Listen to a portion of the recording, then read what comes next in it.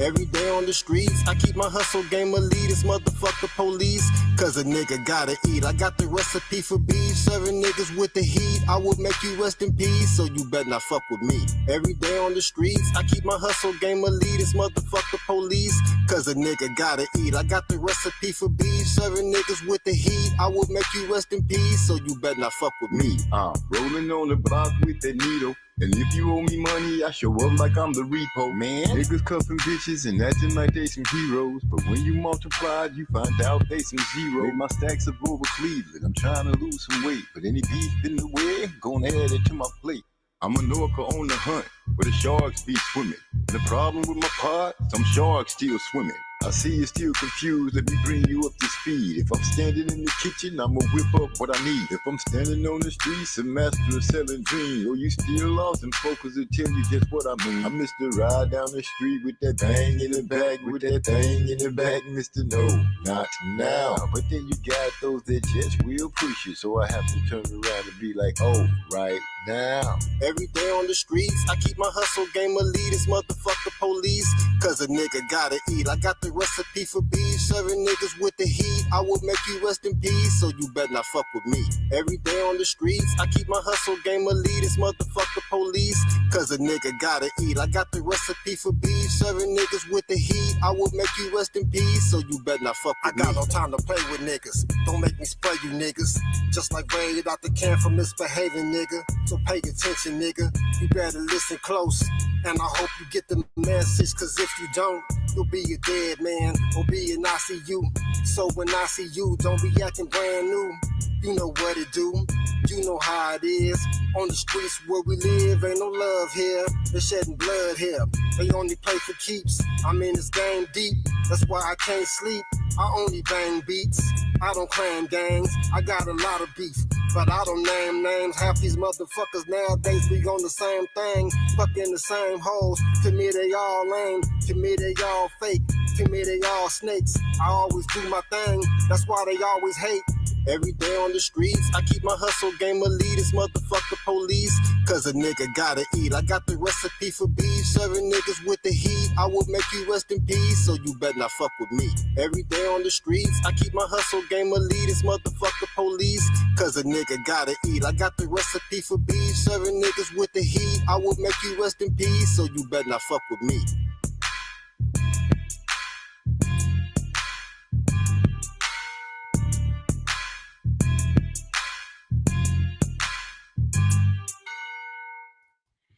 What's going on, man? We live? Are we live? Let's go ahead and get that down real quick.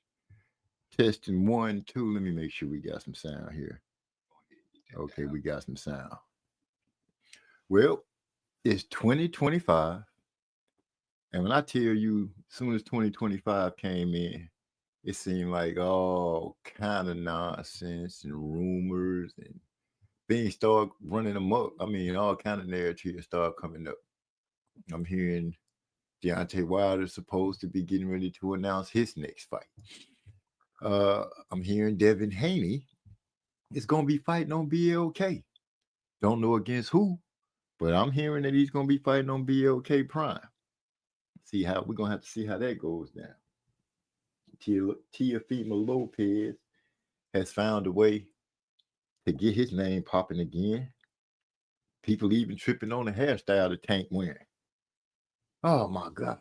2025 has ushered in nothing but a bunch of craziness. Now we all know that the young thug got out of jail, and that's turned the landslide, a mudslide, whatever kind of disarray in the Haney's household, camp, however you want to put it. It's not looking good with that. And so many people, I mean, so many channels, bloggers, YouTubers have jumped on the situation of what's going on with Devin. They are turning into marriage counselors, so-called pimps, anything that you can name that's supposed to be an expert on the relationship between a man and a woman and things that goes on in somebody else's bedroom or somebody else's life. I thought you guys were boxing fans. I thought we were supposed to be watching the fighters because they fight. I can care less who they laying down with. But since it's an issue, what can you say? If Devin is fighting on BLK Prime, let's just get to the if Devin is fighting on BLK Prime. Who will he be fighting? Right now, the first name that people threw out was Adrian Broner. Now, let's just get it straight. We haven't heard word, seen hair, nail, or pic, call, picture, interview with Adrian Broner. But for some reason, that's the name that was snatched out of the air to say, this is who Devin Haney will be fighting. Is it a good fight? Heck, I don't even know. You know, one, we're going to call AB out. And I couldn't remember the last time we saw him fight. Wasn't a good showing. People were pretty much saying, no, we really don't want to see AB no more. Now, all of a sudden, his name is just floating around as opponent for Devin Haney to come back with. Bill Haney has been making his rounds. A lot of people saying that it's doing more damage to the Haney brand than it is helping.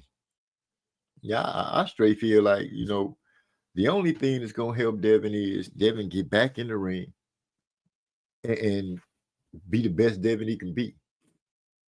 That's the only thing I can see that's going to help the situation with the Haneys and what's going on with the Haney brand. Devin needs to get in the ring, lace him up, and just fight. Just fight. And speaking of just fight, I peeped out one of his videos where he was training, and I have a question. He was throwing his 1-2, and he, you know, stepping into a leaning. His back foot kept coming off the ground. At first, I thought, you know, maybe he just made a misstep, but I noticed that's how he's throwing his punch. He's throwing it over that right cross, and his back foot is coming off the ground, which means to me, all his weight is on his front foot. I don't know how well that's going to serve him if he gets caught. Somebody times him on that, because that back foot coming off the ground should make it very easy to get knocked down.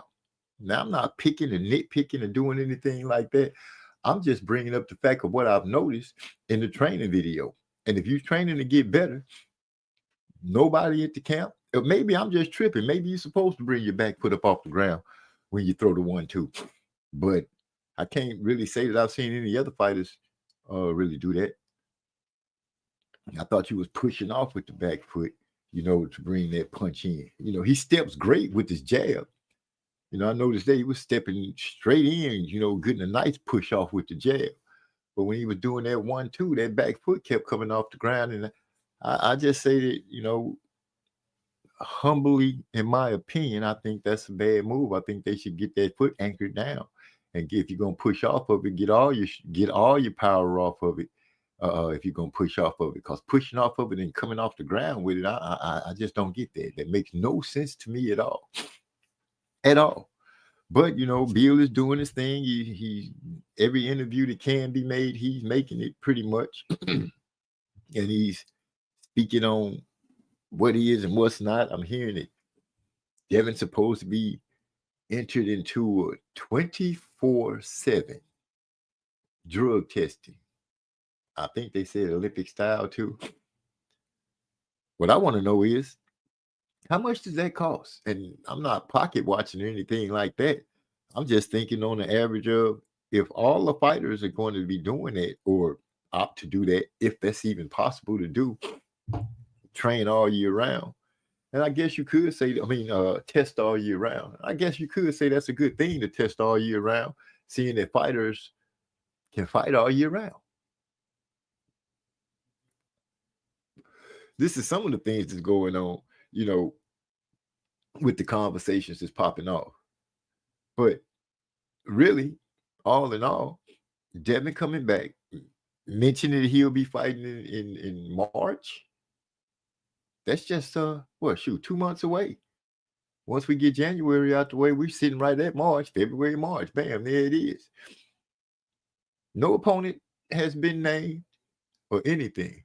All we know is we can't, Bill gave a hint when he stood in the video on his interview, and he was talking about, let's talk about the BLKs or the BLK primes of the world and the MVPs of the world, which he's hinting at, in my opinion, that he's going to be working with one of those two conglomerates, one of those two businesses coming out and trying to do his thing, either with Jake Paul over there with what Jake Paul has going on, or BLK Prime.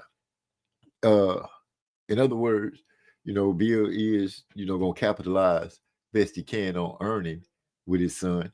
And whoever comes off the bag, I guess that's where he'll be going.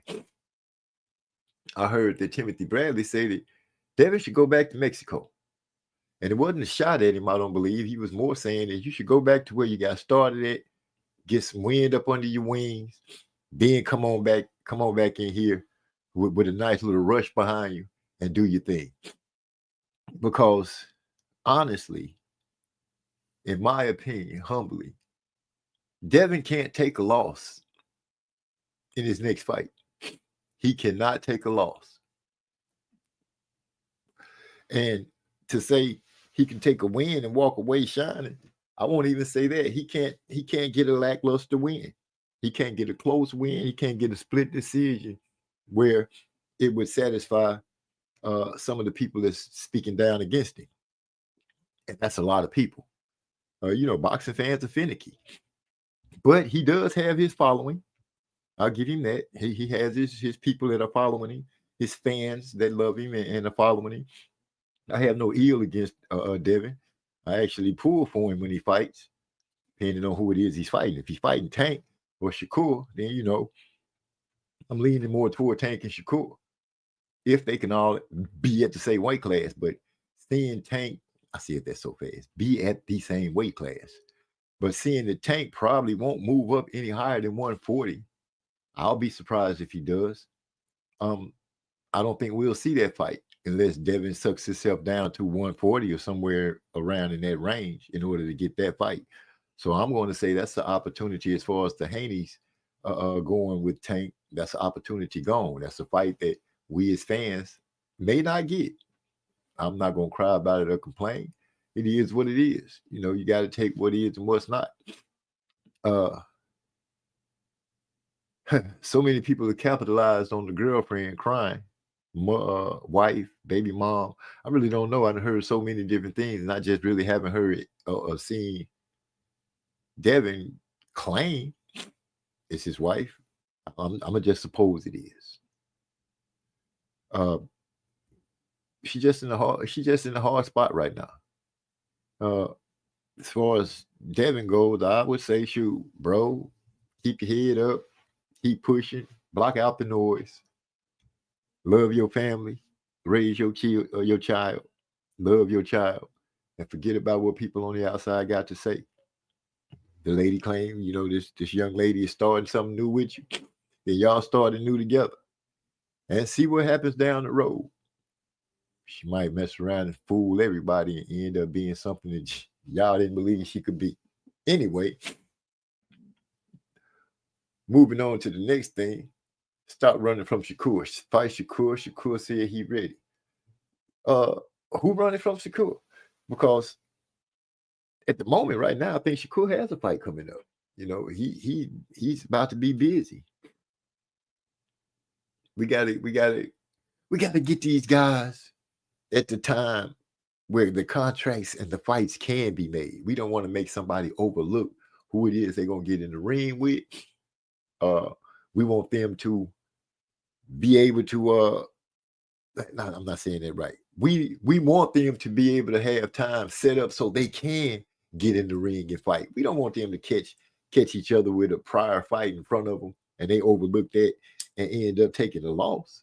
No, we want them to be straight up ready with no excuses that can be given.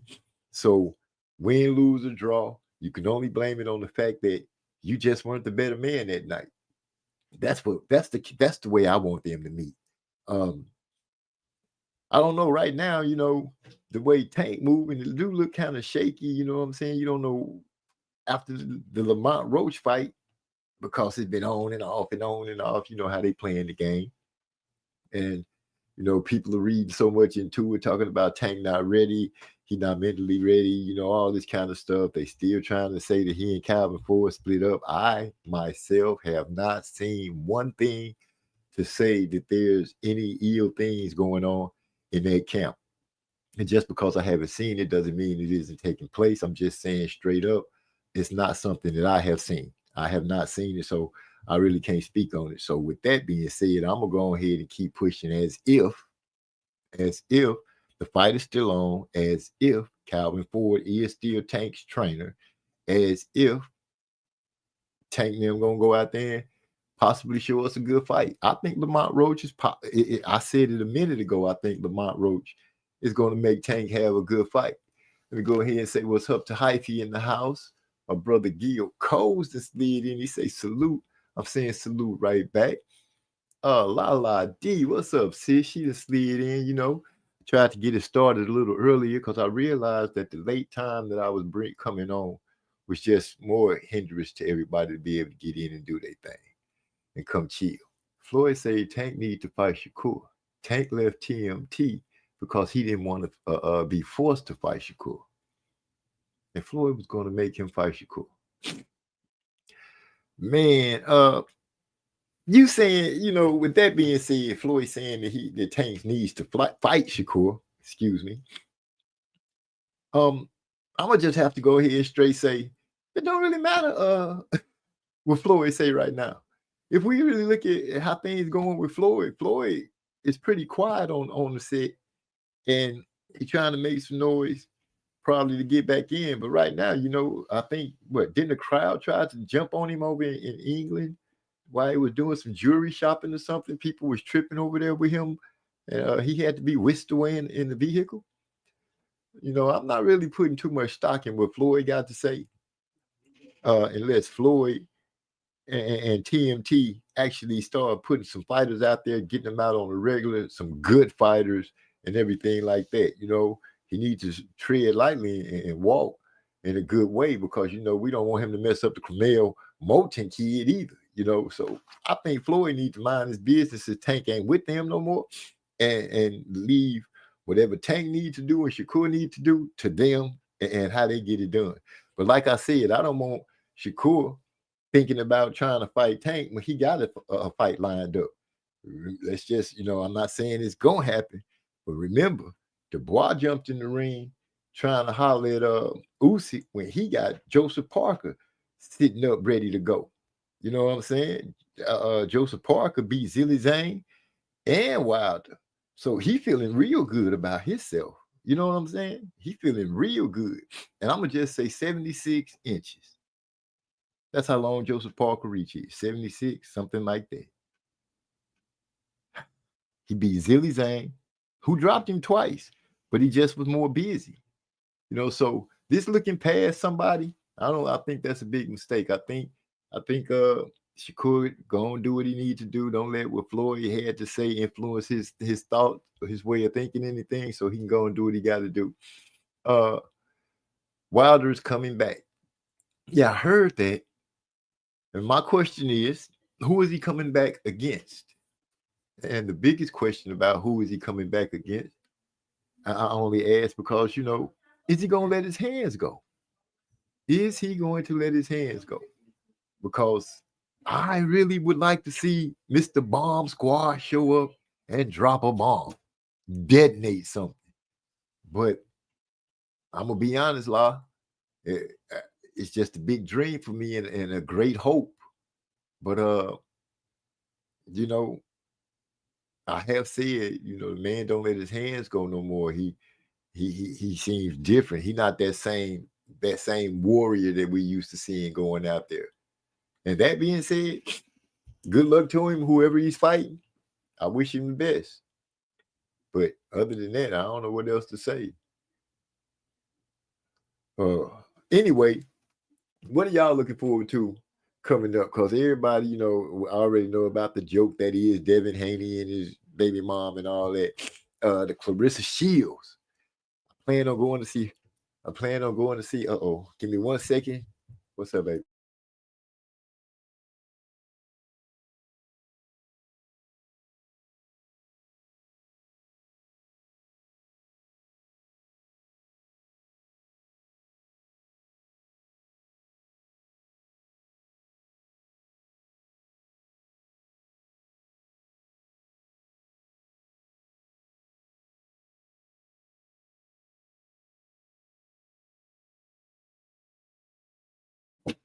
Had a little background on what they had to deal with. MB, what she say? MZ, you either with us or you ain't. Come on, man, don't do me like that, lie. You know, doggone well how long I've been riding with Wilder, and I went hard for him when he was with Fury. But I got to be honest, ever since the ayahuasca deal, and I really tried to give, oh my gosh, right now I'm looking at him and I can't even think of to say his name. The guy that's training him now.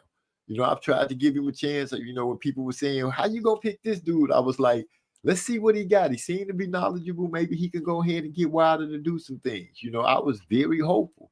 But what is he? 1-3 with Wilder right now? 1-3. He was with Wilder for what? I want to say, what he with Wilder for the last 2 of the Fury fights? The last 2 fights he won, that one fight against Helenius, if I'm saying that right, then he's 1-4. I love the Bomb Squad, man. His history is something that should be a movie, like Clarissa Shields. How you start boxing at 19, because your daughter catch spina bifida, and the only thing you really trying to do is be a sparring partner so you can make a little money. But he ended up being a champ of the WBC for 5 years with 10 title defenses. That's straight amazing. So, I'm a Wilder fan, but right now I just, I feel like he just ain't Bomb Squad like that no more. It's more like Bomb Squad. He said, see, I know, just kidding. One thing about Wilder, lately, you can't tell by the first round how he's going to do. You can tell by the first round how he's going to do. He just don't seem to. It just don't seem to be that hunger in him no more. That hunger just don't seem to be there no more. And if that's how I feel, I could 100% believe that. MZ, let's kick it off. No one seems to want to fight Martin Bakole, but Top Rank is throwing F.A. Jagba in the deep waters by having F.A. fight Bakole. What's your thoughts on this matchup? Honestly, I think I spoke on this maybe right at the end of last year. I think Trey and I was touching on it. I like the fight. I was saying how I thought F.A., you could see the growth in him. He's using his jab a lot better. He's giving a little more movement. I see his variety of punches is picked up at what he throws with his uppercut and everything like that. Now, it's hard to just say Bakole is to paint this great beast of a picture of Bakole, but I've heard the rumors, and I won't say they're rumors. I'll say I've heard Bakole himself say how he's been sparring partners for Joshua, Usyk, Dubois. He named some names that he said he was stopping these boys with body shots. He said he stopped Usyk with a body shot. So, he pretty much made a proclamation that Usyk will not fight him because he know he could stop him. But F.A., I think F.A. gonna make a good showing of himself. As long as he pumped that jab, and because I think he's strong enough to make Bakole respect what it is that he be throwing at him. So I think it's gonna be a good matchup. You know what I'm saying? I'm pretty sure it's gonna end in a knockout. I will say that. Undoubtedly, I think straight up somebody gonna get counted out, or at least dropped enough times where the referee had to say no more. But yeah, I think that's gonna be a good fight. I really think it's a good fight. As far as the other heavyweights that didn't want to answer the bell, that's on them. I see Lala say, forget about them. Give Usyk to Bakoli. There you go. But I think if Usyk gonna make any other fight, it's gonna be after. It will be the winner of Dubois and Joseph Parker. I think that's what Usyk's sights to be set right now. I don't think we'll get a Usyk Bakoli fight, but that Jogba fight, yeah, I think that's gonna be the business right there. That's gonna be the business. Jogba, I think he has stepped his skills up a lot more. I think he's really learning. He doesn't look like he did at first. You could kind of see the novice in him, but now I can say honestly that I can see that he's been working on his craft and everything. He's been working on it. No, MG, that's not what I tell. Where you at? Say, Hyphy, you could forget about them giving. Oh, you could forget about them giving Usyk to Bakoli. Yeah, you're right, sis. I did read that wrong, but you're right. You can't forget about that. I don't think there's a Usyk Bakoli fight on the horizon at all. We might see Usyk Dubois or Usyk Parker, because right now, I don't know how Dubois. Well, I'm not gonna take it that much. I'm not gonna say that man ain't strong like that. I'm gonna say maybe he jumped in the ring, somebody put it in his back. He just want to put it out there that he coming. But still, I don't think it was a good move to jump in the ring after they fight, knowing that you got Parker. And who knows, Parker might take that as more as more motivation to come out even harder and try to get Dubois and beat Dubois up and take that belt, straight up. So we're gonna have to see how that go. But Jogba and Bakoli, yeah, I like that. I like that, Hyphy. I really like that. Like I said, what everybody else doing, forget that. That's a good fight. That's a good fight. And taking, what Bakoli said, how he been stopping everybody else in sparring, because he's a spar with everybody. That's a mouthful to be said. But seeing that he said it in an interview, I haven't heard not one other heavyweight say anything to discredit it or anything. And maybe they just laying back saying Bakoli name ain't big enough for people to really pay it attention. But I paid it attention, and I know if I paid it attention, a lot more other people paid it attention too. One thing I can say for sure, after the Dubois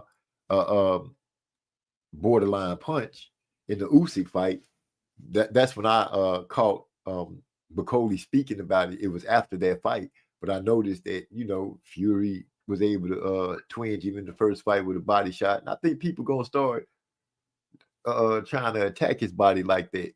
And if you ain't really set to be doing that, I think you're gonna pay the price for it. I don't think that's gonna be a good outcome for him. Straight up,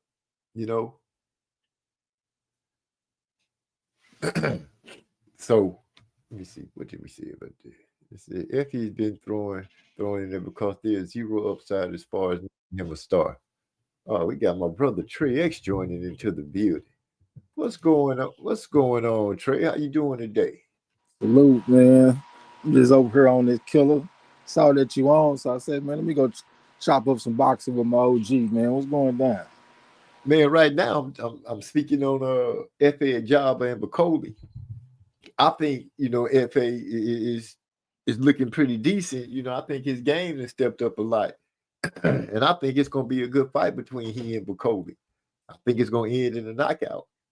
Just not for sure which one going to get the knockout, but I think F.A. stands a good chance to deal with Bakoli. Yeah, yeah, we talked about that a little bit last time. I definitely like F.A. Jogba in the fight. They probably gonna make Martin McCauley the favorite, so we're gonna get a chance to probably get a good bet on F.A. That's the foe. That's the Olympian. He been improving since he been in the game. McCauley the big bad boogeyman, but he ain't undefeated. He got them hands put on Right. about Michael Hunter. Yeah, and he got stopped late in that fight, so he ain't unbreakable. He's a man. He ain't no motherfucking machine. And we're gonna pump that jab. We're gonna touch him with them uppercuts. We're gonna put the straight right hand on him, and we're gonna piece up that boy. I really don't see no stoppage in the fight though, because I think FA gonna have to kind of box the motherfucker a little bit if he gonna beat him. You know what I'm saying? And I done seen toughness from FA. I really don't see a Bacoli stopping him.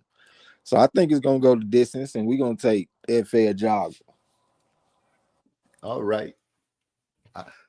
Well, can you attest to maybe somebody gonna touch the canvas? I think somebody gonna touch their flow, man. I mean, it's possible. It's heavyweight boxing, so it's very possible that somebody can touch the canvas. But I don't see a stoppage though. But we'll see though, man. Anything can happen. You know what I'm saying? Anything possible. I'm excited about it. You know, I kind of got my little blood flowing over here a little bit because it's cold in the bitch down here in Texas lately. Yeah. I like that cold weather though. Hey, give me a second. Let me go change my settings. I always got to do this shit when I jump on the live stream. Hold on 1 second. I'll be right back. Yeah, do your thing. So as y'all see, me and my boy Trey X, we like FA. We don't quite agree on how we think the fight gonna end. He think it's gonna go the distance. I'm thinking it might be a stoppage, but we still thinking that the dude FA gonna pull it off. I don't like his new nickname still. You know, I like the one and only, or the only. What was it? The only FA. They changed it to something else. I can't even remember what it is. Yeah, FA he done been under that Top Rank developmental program where he came in fighting certain levels of fighters, even motherfuckers that's willing to jump out the ring entirely and not fight and all that kind of shit. Then he stepped it up. He started fighting people that could fight back. He took his lumps, and he came back with something. He even avenged an amateur loss against Joseph Goodall. He beat FA. I want to say it was a European championship, something like that. And FA came back and got his revenge in the pros, stopped him. You know what I'm saying? I like that character that he's been showing here lately. His last fight, I think he fought Guido Vianello.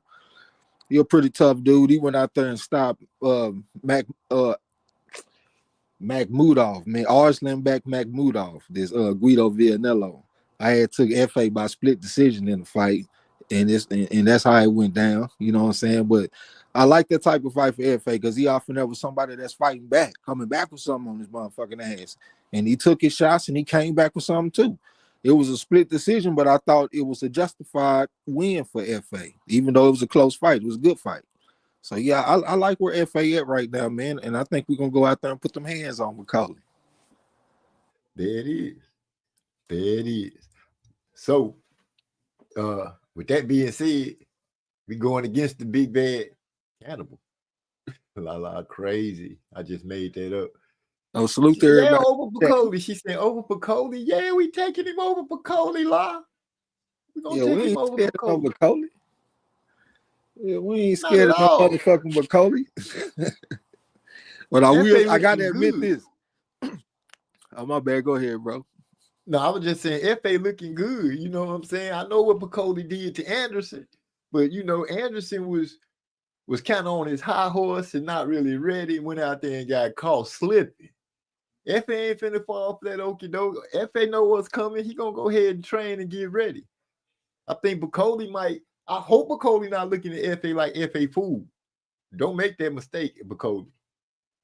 This ain't that. Yeah, what I was gonna say is I do gotta admit that I did take Anderson over Bacoli and was wrong as a motherfucker. One of my most wrong picks I've made in a long time.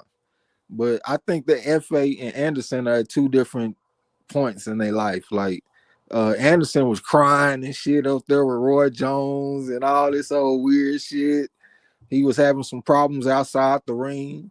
Anytime I see FA, he be talking about like the work he been getting in and shit. I don't hear him in the tabloids like on some negative shit. I don't see him crying up there with Roy Jones, need a hug and all this old type of shit.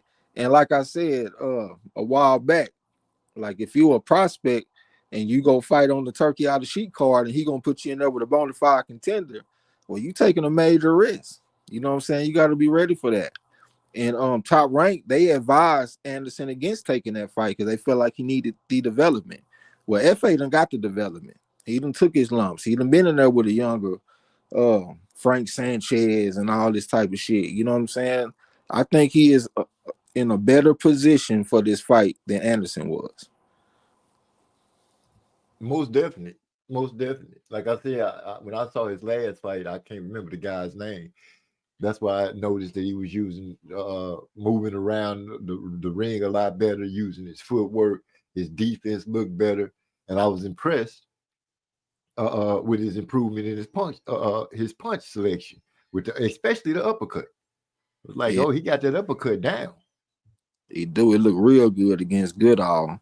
And what I like too about the fight, we ain't got somebody that's out there trying to do the shoulder roll and trying to go southpaw and all of this old cute shit. We got somebody that just coming with the textbook fight game. You know what I'm saying? Work off your jab, come back with your right hand, set up your uppercut, bring back your hook. It ain't no hocus pocus type shit. It's some real shit that's coming, some meat and potatoes shit that's coming. You know what I'm saying? So I think he in a good position to win this fight. And plus, he higher on the pedigree scale than Anderson too. Anderson a 3.5 bona fide. FA is a 4. You know what I'm saying? He an Olympian. So I got a 4 going against a 0 in Bacoli, because Bacoli didn't have no amateur background. That's why he went out there and got stopped against Michael Hunter early in his career. And Michael Hunter ain't even a big fighter. That motherfucker was at cruiserweight. He a smaller guy. So this man is not unbeatable. I know he did what he did to Anderson, and I was dead wrong picking Anderson, but he ain't unbeatable, man. I think FA got something for him. Yeah, I feel the same way. I'm gonna move to this. Eddie Hearn plans to make Kambosos versus Hitchison at 140 after Kambosos have a tune-up. Well, I'm gonna say straight out the gate, the book is already out how to beat Kambosos. Ain't nobody scared of Kambosos, and Hitchison gonna box his ass up, straight up and down. Kambosos, I don't see Kambosos being able to do nothing with Hitchison. Yeah, I mean, we done already seen this movie before with Devin Haney. We saw it twice, as a matter of fact. That motherfucker had a sequel that was just the same as the original version. Just go out there and box that motherfucker, like you said. You got this young Black American fighter. One was a bona fide 3.5, the other one is a 4. They got the long ass arms that's down to their fucking ankles and shit.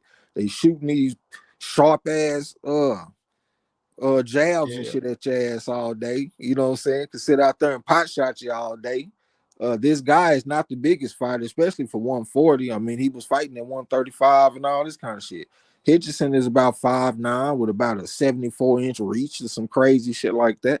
I think he is the computer printout of exactly what Kambosos don't need. You know what I'm saying? So I think we done seen this movie before, man. And he, like you said, he gonna box him up. You gonna tap dance on his ass. Yeah. It's some, Eddie. I don't know what to say. Some of his moves be all right, but a lot of his moves, he's from over there. He from across the water, so he gonna try to make the moves that's gonna best benefit those type guys. But this is not a good move, putting Kambosos up against Hitchison. It's just not. He should have put Kambosos in there with somebody that's gonna be a little less fluent in movement and more willing to slug a little bit. That would be a better looking fight for him. But him against the boxer, we saw it twice already. Like you said, Devin Haney tapped him up. And how Bill say we wanted it so nice that we signed for it twice. Some old crazy ass rhyme he tried to do. But anyway, that's how I feel on that hyphy. I'm going with Hitchison, the boxer. 74 inches, bro. That's only 2 inches shorter than Ali. Yeah, he got some very long arms. You know what I'm saying? But hey, about Eddie Hearn though, Eddie Hearn, he seems to fight for opportunities for all his fighters though. I don't really see him pushing for one set of fighters over the other ones. If you sign Eddie Hearn, it looks like he's trying to get you in there. So if you count Kambosos, you love Eddie Hearn for getting you this fight. You might get your ass whooped, but he just put you in the position to win you a belt again if you can rise to the occasion. And it ain't like he done got some outstanding wins lately that warrant this shit. You know what I'm saying? So This is like a favor fight down there. Like, he don't even deserve this shit, but he about to get a chance to fight for the championship. So I'm pretty sure he's very happy with Eddie Hearn. Huh. That's a good way to look at it. If you got a promoter, you want to get some fights, don't you? You want to get all the best fights you can for your people, everybody, or your whole roster. If you got a good roster like that, even if you don't, you want to get everybody some fights. Because you want to be the man that's known for getting the fights. So yeah, as the promoter, I see the battle that they're going through. I also see some walls coming down because it seemed like they starting to come together. You know, I'm hearing that that Top Rank is going to end up going to the zone. Well, they talk, it's a rumor about it. I don't know if it's official. Well, we only got to wait for like what, maybe half a year to see if it's really something substantial. But if it's true and they willing to start coming together like that, man, that could open up floodgates for all kind of fights to start happening. And we'll really start seeing who's who and what's what. Wouldn't that be so grand? Yeah, we already on that path. I mean, we getting fights. Yeah, we getting all kind of fights. We getting undisputed fights. I remember for the longest when I first started YouTube, everybody kept on saying, man, all I want is undisputed. Everybody, I'm talking about all the channels were saying the same thing. Don't nobody say that shit no more. I ain't heard a nigga complain about undisputed in years because we getting undisputed fights. You know what I'm saying? All across the weight classes and shit too. Men and women even. So we moving into a different era in boxing. We getting big super fights. We getting fighters fighting against each other in their primes and shit. All levels. At the very top, like a Bam Rodriguez versus Sonny Edwards. We can have the lower level guys like Hamza Saras and Ammo Williams and shit like that. We wasn't getting these fights for a long time, man. But now we getting them. Like, look at these super cards that we getting. We used to reminisce about super cards and shit back in the day, like when Mayweather, who the fuck was Mayweather fighting? I can't even remember, man. He had Danny Garcia versus Lucas Matisse on the card and all that shit. Fuck, I can't remember that card, but it felt like a super card. And then we got cards that's blowing that shit out the water now. Like the Shakur Stevenson card that's coming up, all them crazy ass fights and shit on there. Like, man, this is a great time to be a boxing fan. And the motherfucker ain't even trying to milk you for every penny. Like, you gonna pay for a few, but at the same time, he gonna throw you a few too. Like, he might even put some out there for you to watch for free. So yeah, this is a great time to be a boxing fan. Man, you said a mouthful with that, because he already gave us what? Did he give us the free fight already? Yeah, he gave us one for free. I can't remember what it was, but we done got it for free. I'm flipping through my mind right now because it was some names that were pretty good names, and they was a free card. Yeah, for the most part, all his cards been good. Yeah, no complaints there. Even though some people we did have a little grumbling, we could do without the concerts and stuff like that. But then I ain't gonna complain about a little bit of it, because you mess around and complain about a little bit of it and mess it all up. So leave it as it is. Just keep the fights coming. Yeah, as long as the money around, man, that's gonna make shit happen. Money makes fights. Yeah, we got our first black champion because a motherfucker showed up with a bag of money. Huge deal, McIntosh.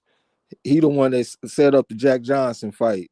Hell, my mind went blank on who the fuck he beat for the goddamn championship. That's the damn shit. That's that gas all on him. Yeah, I'm on some pretty strong shit right now, about 30% or something like that.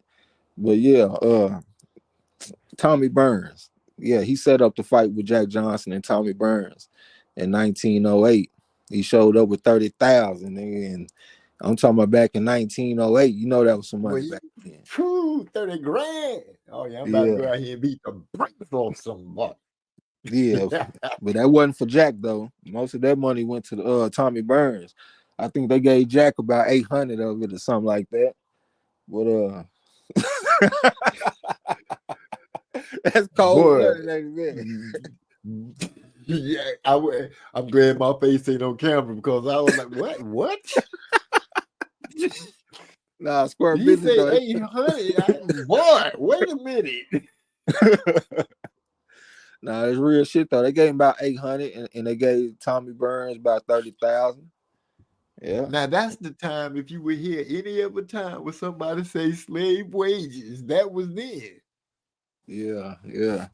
But that's why I compare Turkey out of Sheik to. He like a huge Dio McIntosh motherfucker. Just show up with some deep pockets and start making fights happen. You know what I'm saying? Right. I'm Yeah. glad he showed up. And I'm Yeah, also sure. glad that Eric Arden showed up too. What's up, Eric Arden? Salute. Man, I haven't seen my brother in a minute. I haven't talked to him. I'm gonna have to hit him up, get some words in, make sure everything all right. Hype saying the Top Rank is officially shifting to the zone this year. ESPN will remain in boxing, but very selectively. Okay. Yeah, that's. Go ahead. You go No. ahead. I was just saying it's official, huh? Yeah, if it's official, my thoughts on it is what I was just saying. It should really open up the floodgates. It's the promoters. Slow down. The promoters, Eddie Hearn and Top Rank, their match room and Top Rank, they under the same spot to get their fights on. What they gonna end up doing? Get over there and start fighting for the days to fight on? No, this is the perfect time to start letting your showcasing your talent. Cause it seems to me, Top Rank want to show they fighters are better than Matchroom and PBC and Golden Boy, and vice versa. So y'all already under the same spot. Go ahead and unleash the hounds and beat down Matchroom. Or vice versa. This is perfect in my opinion. People that like Top Rank, people that like Matchroom, people that come on, PBC, get y'all ass over here too. Find some good fighters that ain't gonna just be front runners and look good and trying to be superstars, and we can get some good fights, great fights going on. So yeah, I love it. I love it. Yeah, I had my afflictions on my back about the zone because I didn't like Eddie Hearn because he seemed like a snake oil salesman back in the day. But he kind of grown on me, and he's been getting fights. He did some moves. He helped Devin Haney. They fell out, but whatever. It's all about the fighters getting the fights in, and that's what I'm interested in. I think it's a good idea. Yeah, don't forget they got Fish-Eye Frank Warren over there too. You know what I'm saying? Yeah, the zone, man. I'm gonna have to buy that shit. They're gonna be having fights every weekend. They already got fights every weekend. They got fights throughout the week and shit sometimes too, like on Tuesdays and shit. And if they gonna have Top Rank over there, man, they gonna have even more fights. So yeah, man, I'm gonna have to go ahead and get them motherfuckers that $30. They deserve it, man. I've been pirating that shit enough for long enough. You know what I'm saying? I'm going ahead and start paying for some of this shit. Yeah, man, I like it. I love it. We're moving into a different time in boxing, man. I read an article the other day about what AI thinks is gonna happen if Terrence Crawford fight against Canelo Alvarez. And the motherfucking AI gave a breakdown of the fight and shit, nigga. Like, that's a sign to me, like, nigga, we just going into a different era. You know what I'm saying? Things are changing. I ain't never heard a computer break a fight down, but the computer picked Terrence Crawford by split decision. Yeah, he said he was basically gonna take over in the championship rounds.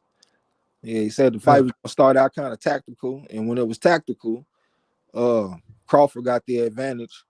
Canelo gonna be bringing pressure to him and shit like that.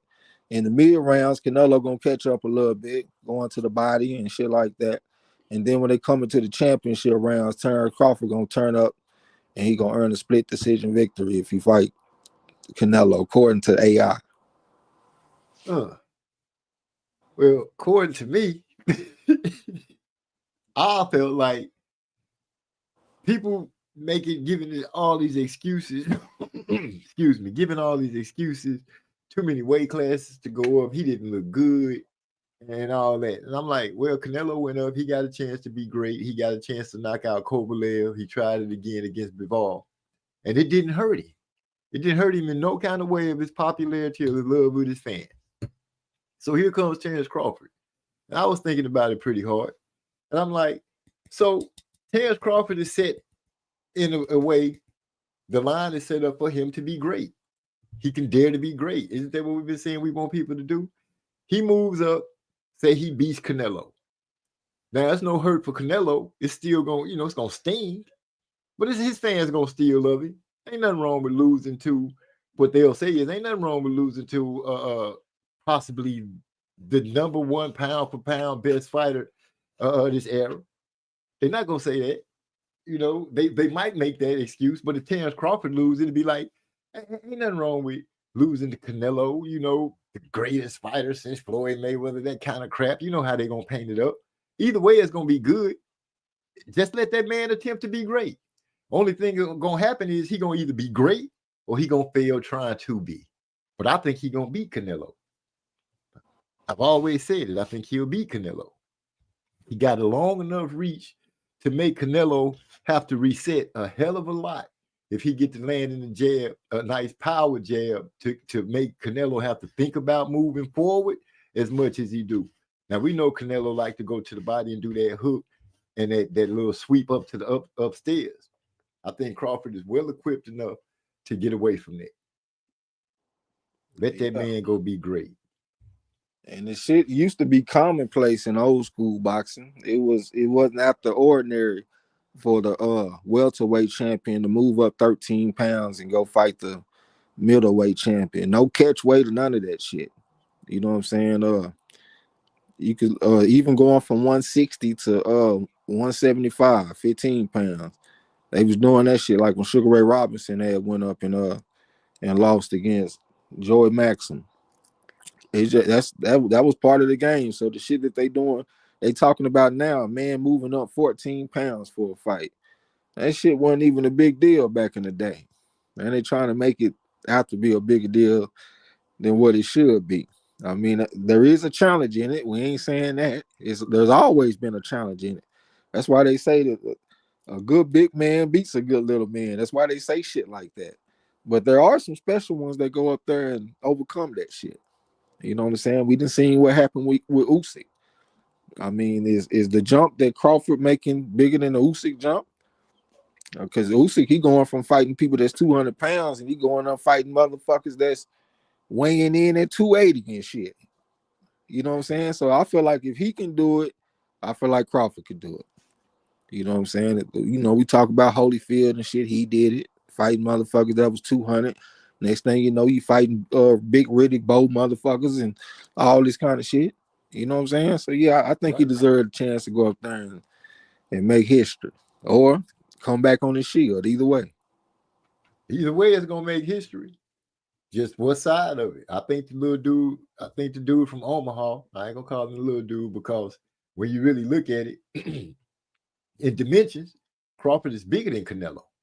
One thing Canelo got on him is the poundage.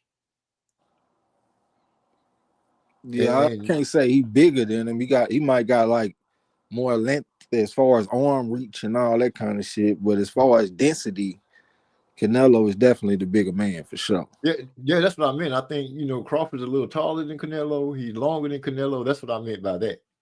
When I say Canelo bigger in poundage, that's the density part. So I'm looking at that. You got the little bulldog dude. That's the bowling ball. You got the little bowling ball stout ass coming at you, but Crawford got please let that fight happen.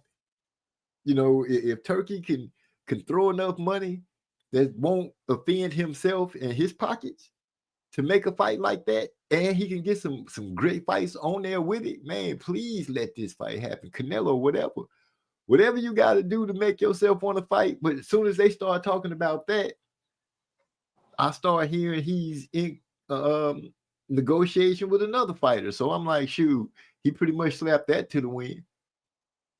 Who he in negotiation to fight? I can't think of the cat's name, but the cat's team. Who was it? Fight Hype. One of those two was having it because they was like the other dude's team, which I can't think of his name. Said that Canelo's team reached out to him about a fight. Yeah, I would like to know who that is. It's not a name that people readily know That's why I can't remember it right off the top of my dome. Yeah, but shit, if it's a 4.5 or a 5 or something, shit, that's what I want to know. Oh, we thinking about bet us.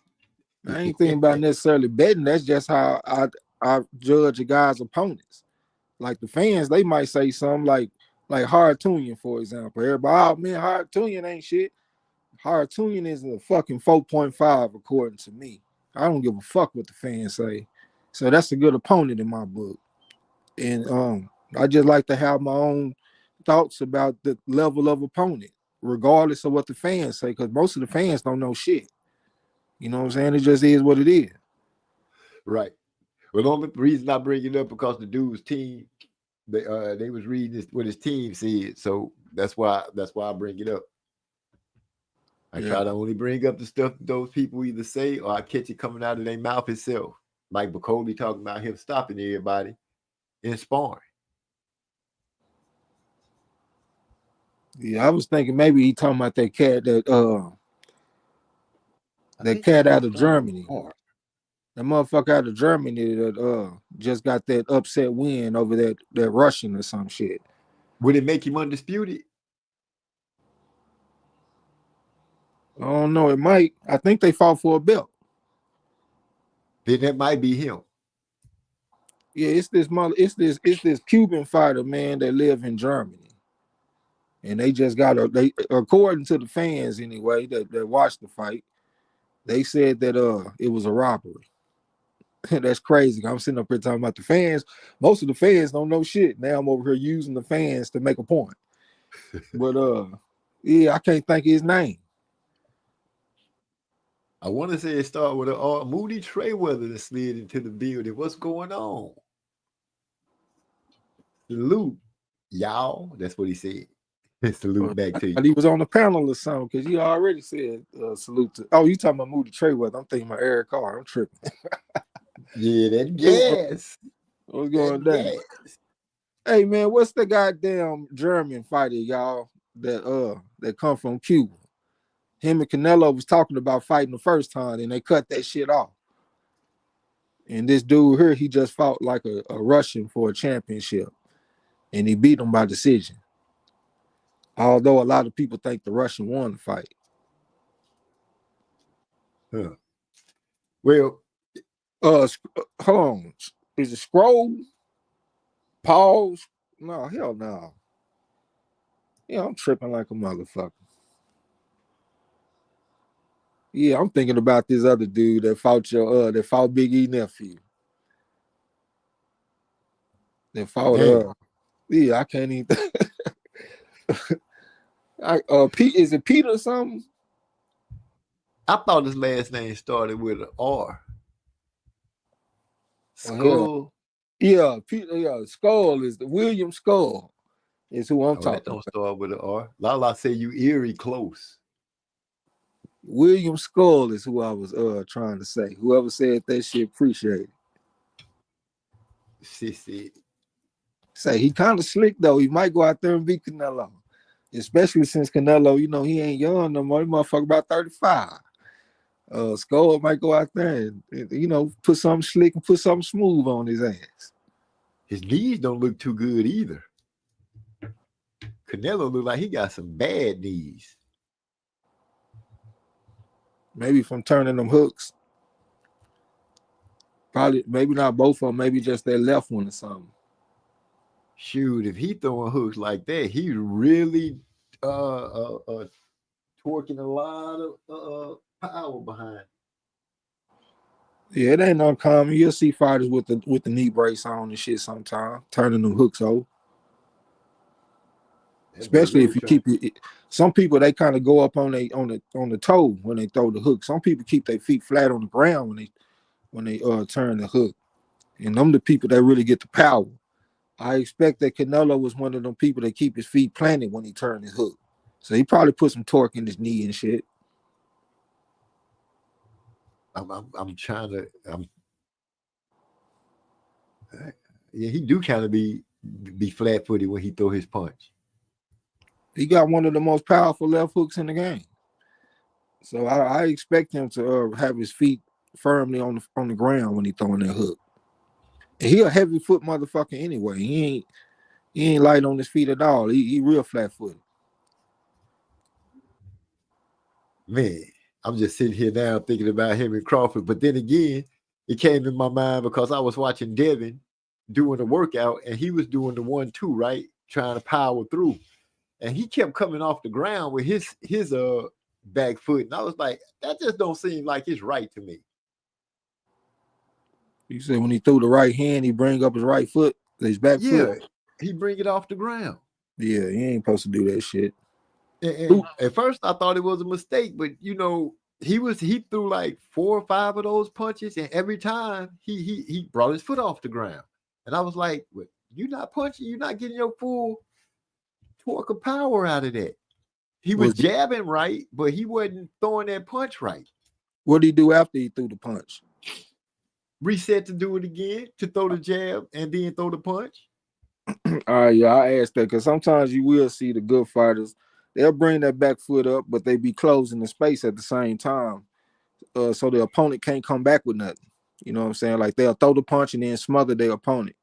But if you're going to throw that right hand and stay at the mid-range and you picking your feet up and shit where all your weight is on your front foot, you can get fucked up if you get in there with the right guy. Who you said was doing that, Devin Haney? Yeah. Oh, yeah, that's a guy that was trained by his dad and all that kind of shit. He ain't going to put the emphasis on the little things like one of them seasoned guys will. And I know everybody say, man, he got other guys that train him too, like the old Mayweather fighter, Mickey Bay, and all that kind of shit. But it seems like his father is the main trainer to me because, you know, he make mistakes in the ring, but he just a real good athlete. He got a real good frame. He got some pretty good boxing skills, and he also got some pretty good fighting instinct, so it done got him a long way. But, you know, he make mistakes in the ring, though. That's a mistake. I think that I'm like, if somebody timed it just right, it's going to put him down. He ain't even take that, nigga. He got put down on some other shit. Bad jab mechanics is what got him put down. Motherfucker throwing the hook when you shoot the jab out there and shit. Getting caught with it. Got caught early with it. But this announcement of him fighting in March, but I'm like, against who? And out of I don't know what pot they decided to say, hey, Adrian Broner, that's who he gonna fight on BLK Prime. I'm like, we ain't seen AB, heard AB, nothing about AB until just now. And y'all want me to believe that that's who he getting ready to fight? Stop it. AB against who? Devin Haney on BLK Prime.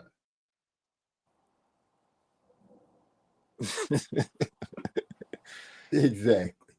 Yeah, that shit's crazy.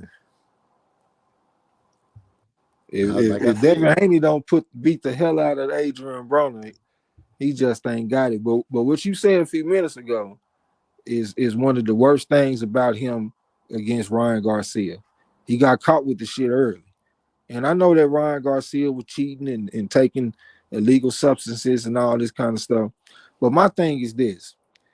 At the beginning of the fight, when you the freshest, that's when your technique is at its peak.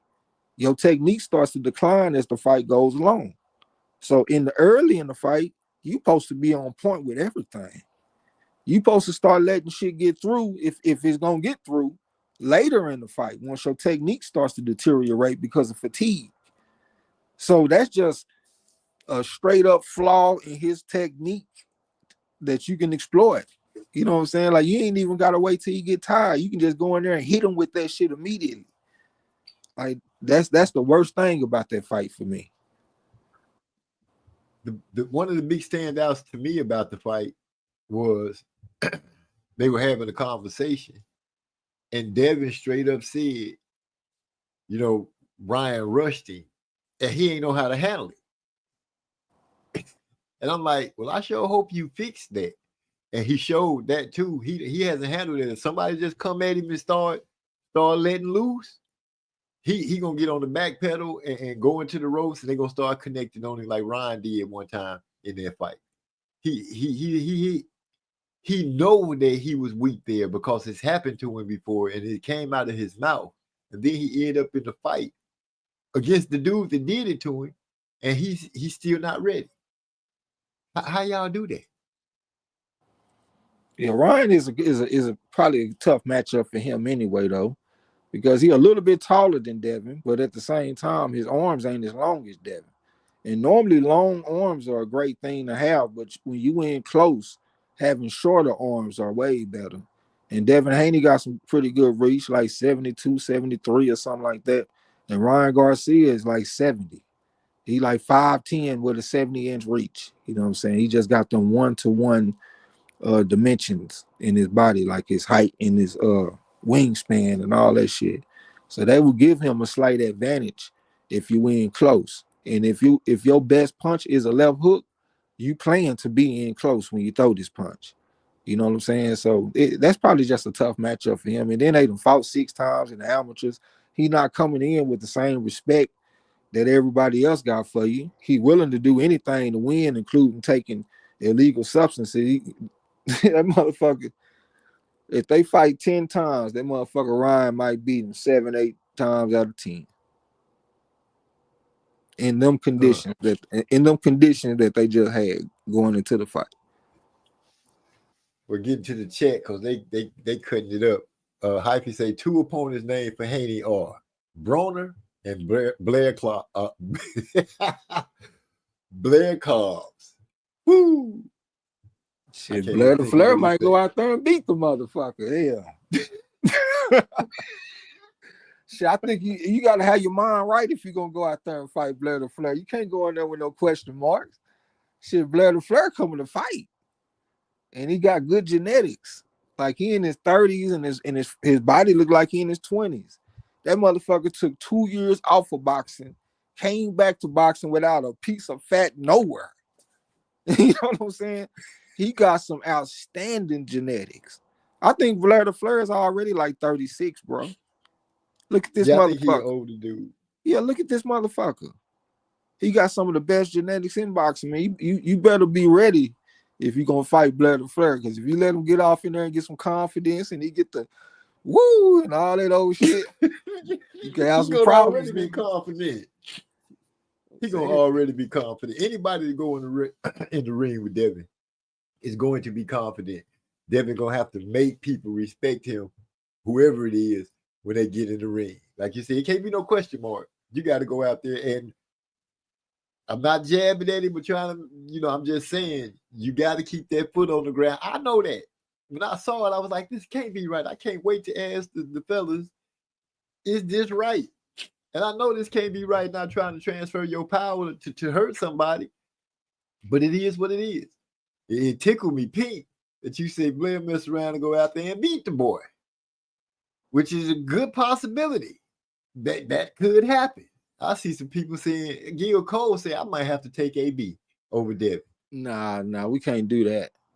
I ain't gonna let you do that, bro. If I see your Sean Ross pick is AB, I'm gonna contact Sean Ross and tell him to change that shit. I am not gonna allow you to take AB over Devin Haney, bro. Absolutely not. If you gonna say Blair the Flair, like you just gonna get out there on some shit, because Blair the Flair is coming in kind of hot. He coming off a big win over AB, knocked his tooth out of his mouth and dropped him and all kind of shit. So he coming in full of piss and vinegar. He gonna come fight. But I will not allow you to take AB over Devin Haney.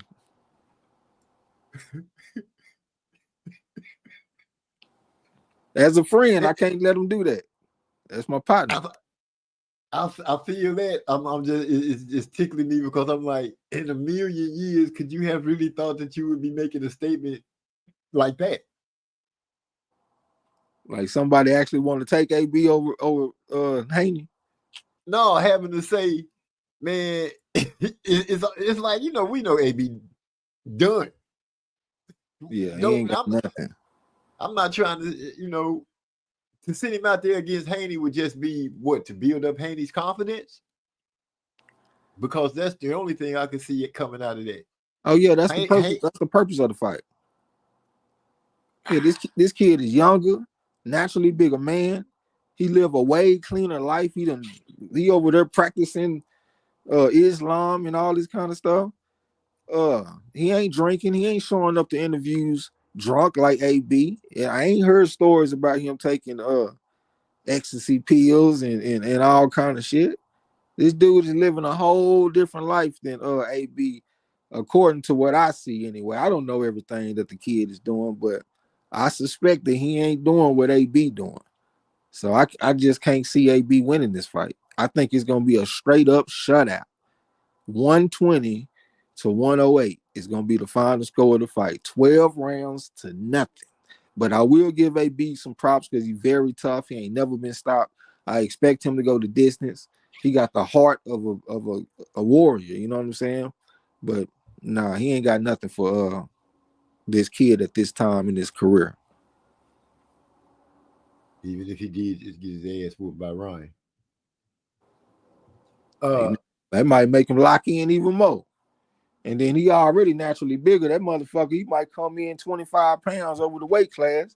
AB a little nigga, he done fought at 130 and all this all kind of shit. Man, it's gonna be bad for AB if they fight. Yeah, I prefer to see him fight Cobb. That's a good testament, bringing you back. That's a touch fight. Yeah, Cobb beat AB and knocked his tooth out. Just don't let him knock yours out. Yeah, but he done beat Cobb.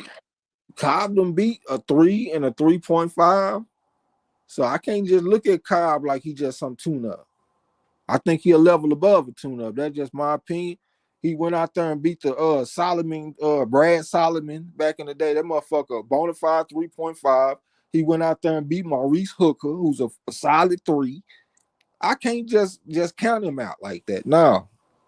You got to come with something if you're going to beat Cobb. If you ain't coming with something, he going to beat you.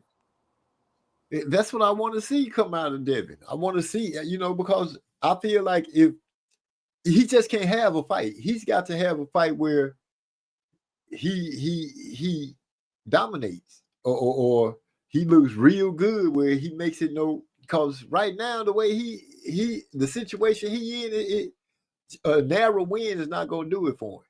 Well, he might get a narrow win against Cobb, is what I'm saying. Cobb, you ain't guaranteed to go out there and style on Cobb. He need a confidence. But that's a good thing. He need a confidence rebuilder right now. Like so when fighters take a loss, they get confidence rebuilders. Like when Danny Garcia lost, he came back and knocked out Rod Solka, for example. That's what you want to see. You want to see him come back, get a outstanding, impressive win, like a high level knockout or something like that. That's what you want to see. You don't want to see him just come back and then put him off in there with a motherfucker that got a chance to actually beat him. If he fight Blair Cobbs, he is probably going to be about a 5-1 favorite. That's not nobody that you guaranteed to beat. You want to see him come back and be a 20-1 favorite and go in there and just whoop the shit out of everybody, because the way fans are, they going to look at your most recent performance, and that's what they going to judge you off of. The last time people done seen him fight, he went out there and got dropped 3 times and lost a decision. So they need to see him come back and whoop the cowboy shit out of somebody. And Cobb is not that guy that you just going to whoop the shit out of like that. The only time he done been stopped was against a fellow southpaw in Alexis Roca. That's a whole different matchup than Devin Haney. Number 1, Roca is a 4, and number 2, he's a southpaw. Devin Haney is a fucking orthodox fighter. That's a different matchup for Blair Cobb. That's the type of matchup that he's more comfortable in. That's not no tune-up fight. See, if you was a manager, you get your fighter fucked up. First off,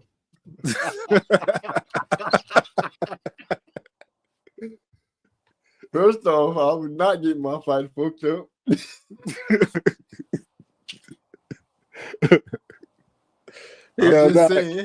Whatever you do, do not let MZ manage you.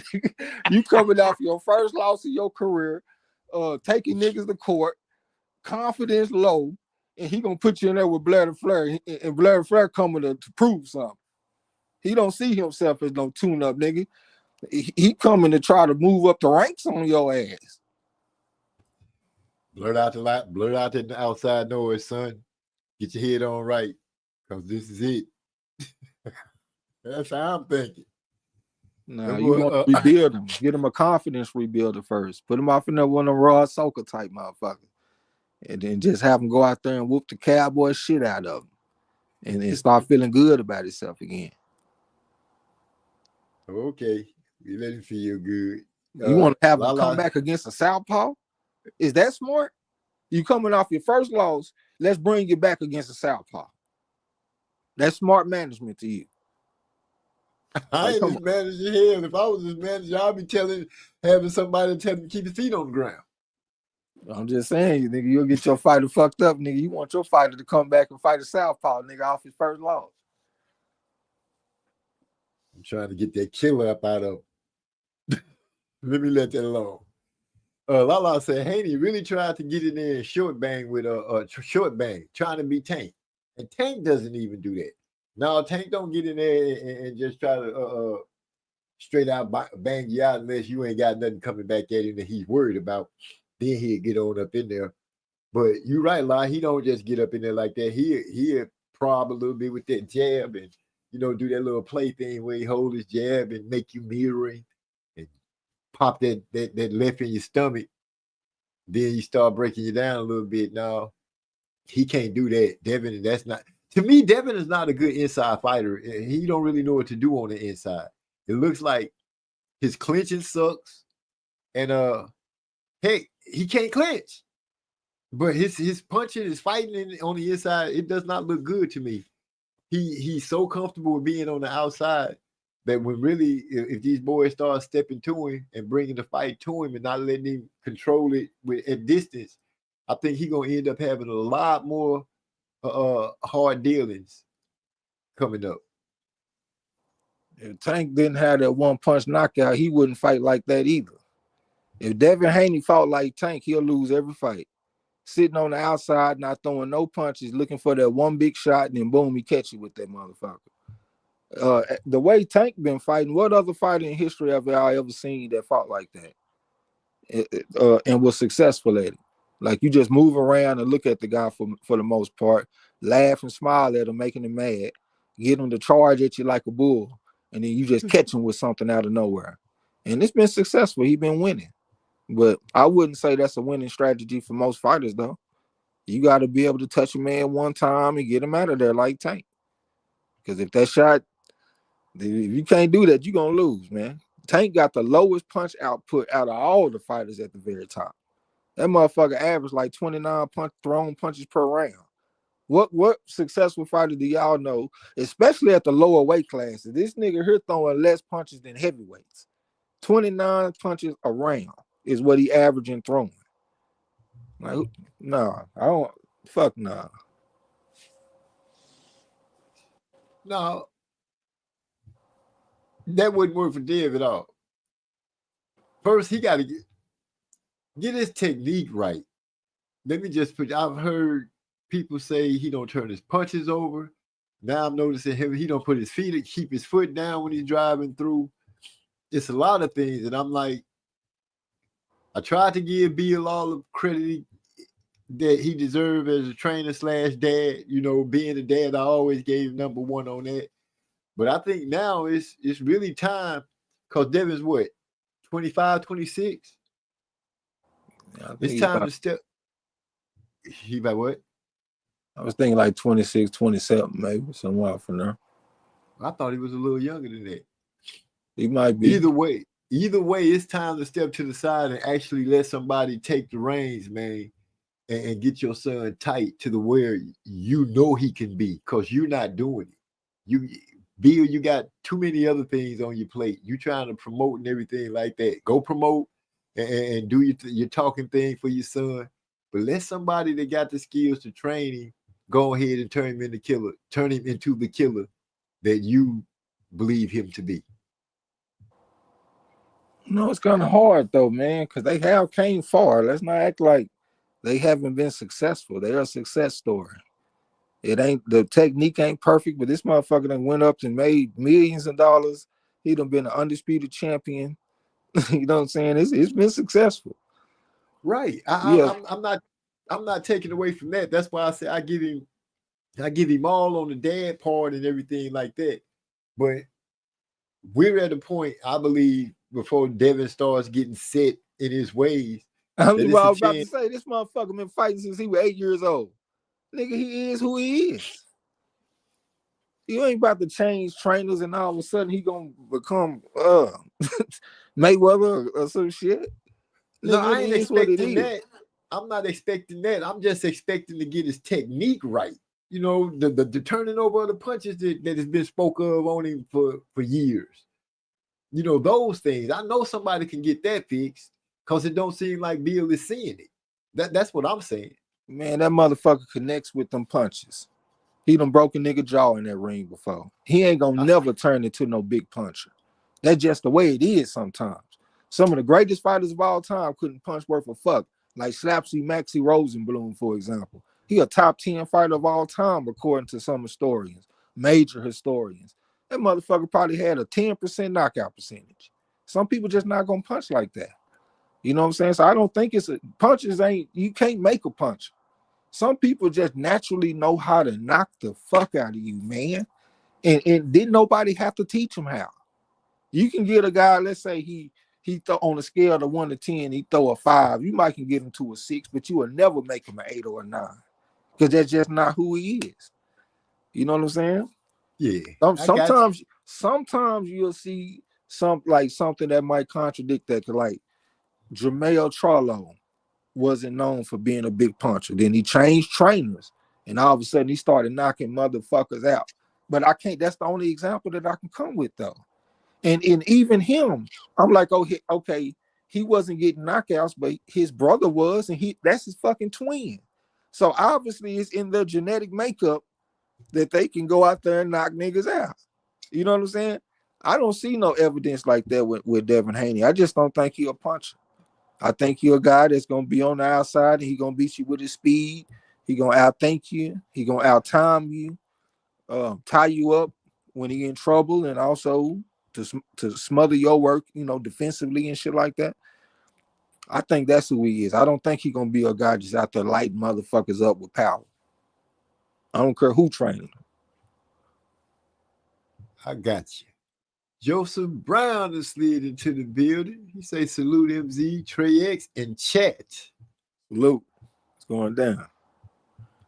Now, Hyphy letting us know. He said Bill Haney was on YT channel and said, let's talk about Haney versus Enos or Haney versus Tank. The Haney Tank fight, I don't see that happening. I just don't see that happening. Haney versus Enos, unless Haney is coming back at 47, I don't see Enos really having to take that fight unless that's the only fight available. And you talking about right now? Nah, I don't care if Enos didn't look good in his last 2 fights. I dare to say it'll be a third time that he show up and it go like that against Haney. That's not a good. If we're talking about a comeback fight for Haney, that definitely is not one. That's just me. Yeah, Haney ain't got the power to make Ennis respect him. Ennis has shown me that he got a chin because Karen Chikadze and Chuka John or whatever the fuck his name is, he got a pretty good punch. He been stopping motherfuckers for the most part in his career. You know what I'm saying? So he got power to make Ennis respect him. Devin Haney don't have that type of power. So I think that'll be a tough fight for Devin Haney. Ennis got arms just as long as his. I think they longer. I think his shit like 74. Like he up there. He got the speed and all that kind of shit. Got something to prove as well. Because you know his last performance, he got a lot of criticism for it. And Devin Haney, you know, he coming back trying to get revenge. Well, not necessarily revenge, but you know, get his name back right. So I think the motivation will probably be a push. But as far as talent and shit going, I got to get an edge to Ennis, man. But I don't see that fight happening. I mean, it's just something to talk about, but I don't think it's realistic at all. Yeah, I think that's Bill just doing his job as the promoter, dad part, which he's great at that. Throw out some names and keep your boy name talked up and talked about. No press is bad press. But at the same time, once fighters get their ass whooped, they normally come back ready to fight everybody. So that is something that I do got to consider. Motherfucker take a loss, nigga, they ready to fight everybody because they ain't protecting that O no more. Well, we gonna have to see. Right now, I don't know. Bill is doing all the talking. I haven't seen Devin doing much except that video where I saw him working out with the trainer. And he was lifting his foot up. Yeah. They say AB is more shot than Regis. Heart of a lion and physique of a walrus. Nah, nothing less than Cobbs. I'm sorry. Lala says she don't want to see no competition less than Cobbs, I guess, to face Devin. It ain't about the fans right now though. If you looking out for your fighter, you don't care who the fans want to see him fight. I'm putting my fighter in there with the person that's gonna get his head right and get him ready to take the fights that the fans want him to fight. But for right now, fuck the fans. It's all about the fighter and what he needs right now. And right now, he needs a confidence rebuild to fight. Worry about the fans later. I feel you. Yeah, for real. I don't know why I'm sitting here thinking stupidly. I just say I'm finding the hardest 8th grader you can find. For a minute. That's what we need right now. And then after that, now we can come back talking about some other shit. Right now, we got to get him in the ring and do his thing, I guess. Yeah, but I'm definitely not taking my fighter. If Blair Cobbs was an orthodox fighter, I'd soften my stance on that. But I'm not having my fighter come off his first loss with his confidence low and put him in there with a southpaw. I don't think that's smart. It sounds crazy. I feel he's not, especially if it's something that he's not used to always, that's not something he sees all the time. I mean, he done had some success like against Regis Prograis and shit like that, but Blair Cobbs is bigger than Prograis and shit. I wouldn't want to do that. I didn't think Regis was gonna beat Devin. We also got to see, because Devin actually got a style that suits him better for shorter fighters. Blair Cobb is about 5'11". Yeah, I just seen him lose to a 5'10" man. So then I'm gonna come back and put him in there with a 5'11" man. I'm not sure if his style is good for tall guys, because it just be like that sometimes. Like with his boxer bull against the matador type of style. You want that bull to be a shorter bull, because if that bull is big, you might be a emergency fighter type motherfucker. You know what I'm saying? But yeah, I think his style is better suited for shorter guys. So let me see him off and up with somebody short, somebody he can put them hands on, and then let's come back with these other challenges. Okay, we still holding up Devin a little bit. Here go a question. If Cobb not that guy, why Jerron won't fight him? He called Jerron a bitch, and Jerron won't even say his name. He on y'all ass. With that being said, in my opinion, go ahead, Trey, because I want to hit this blunt. I was just gonna say, you probably ain't think Kyle got nothing to offer him.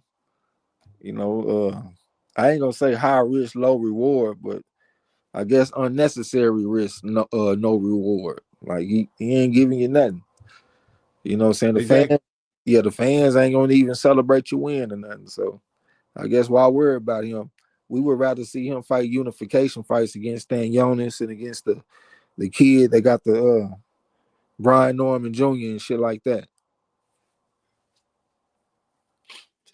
Yeah, they got belts.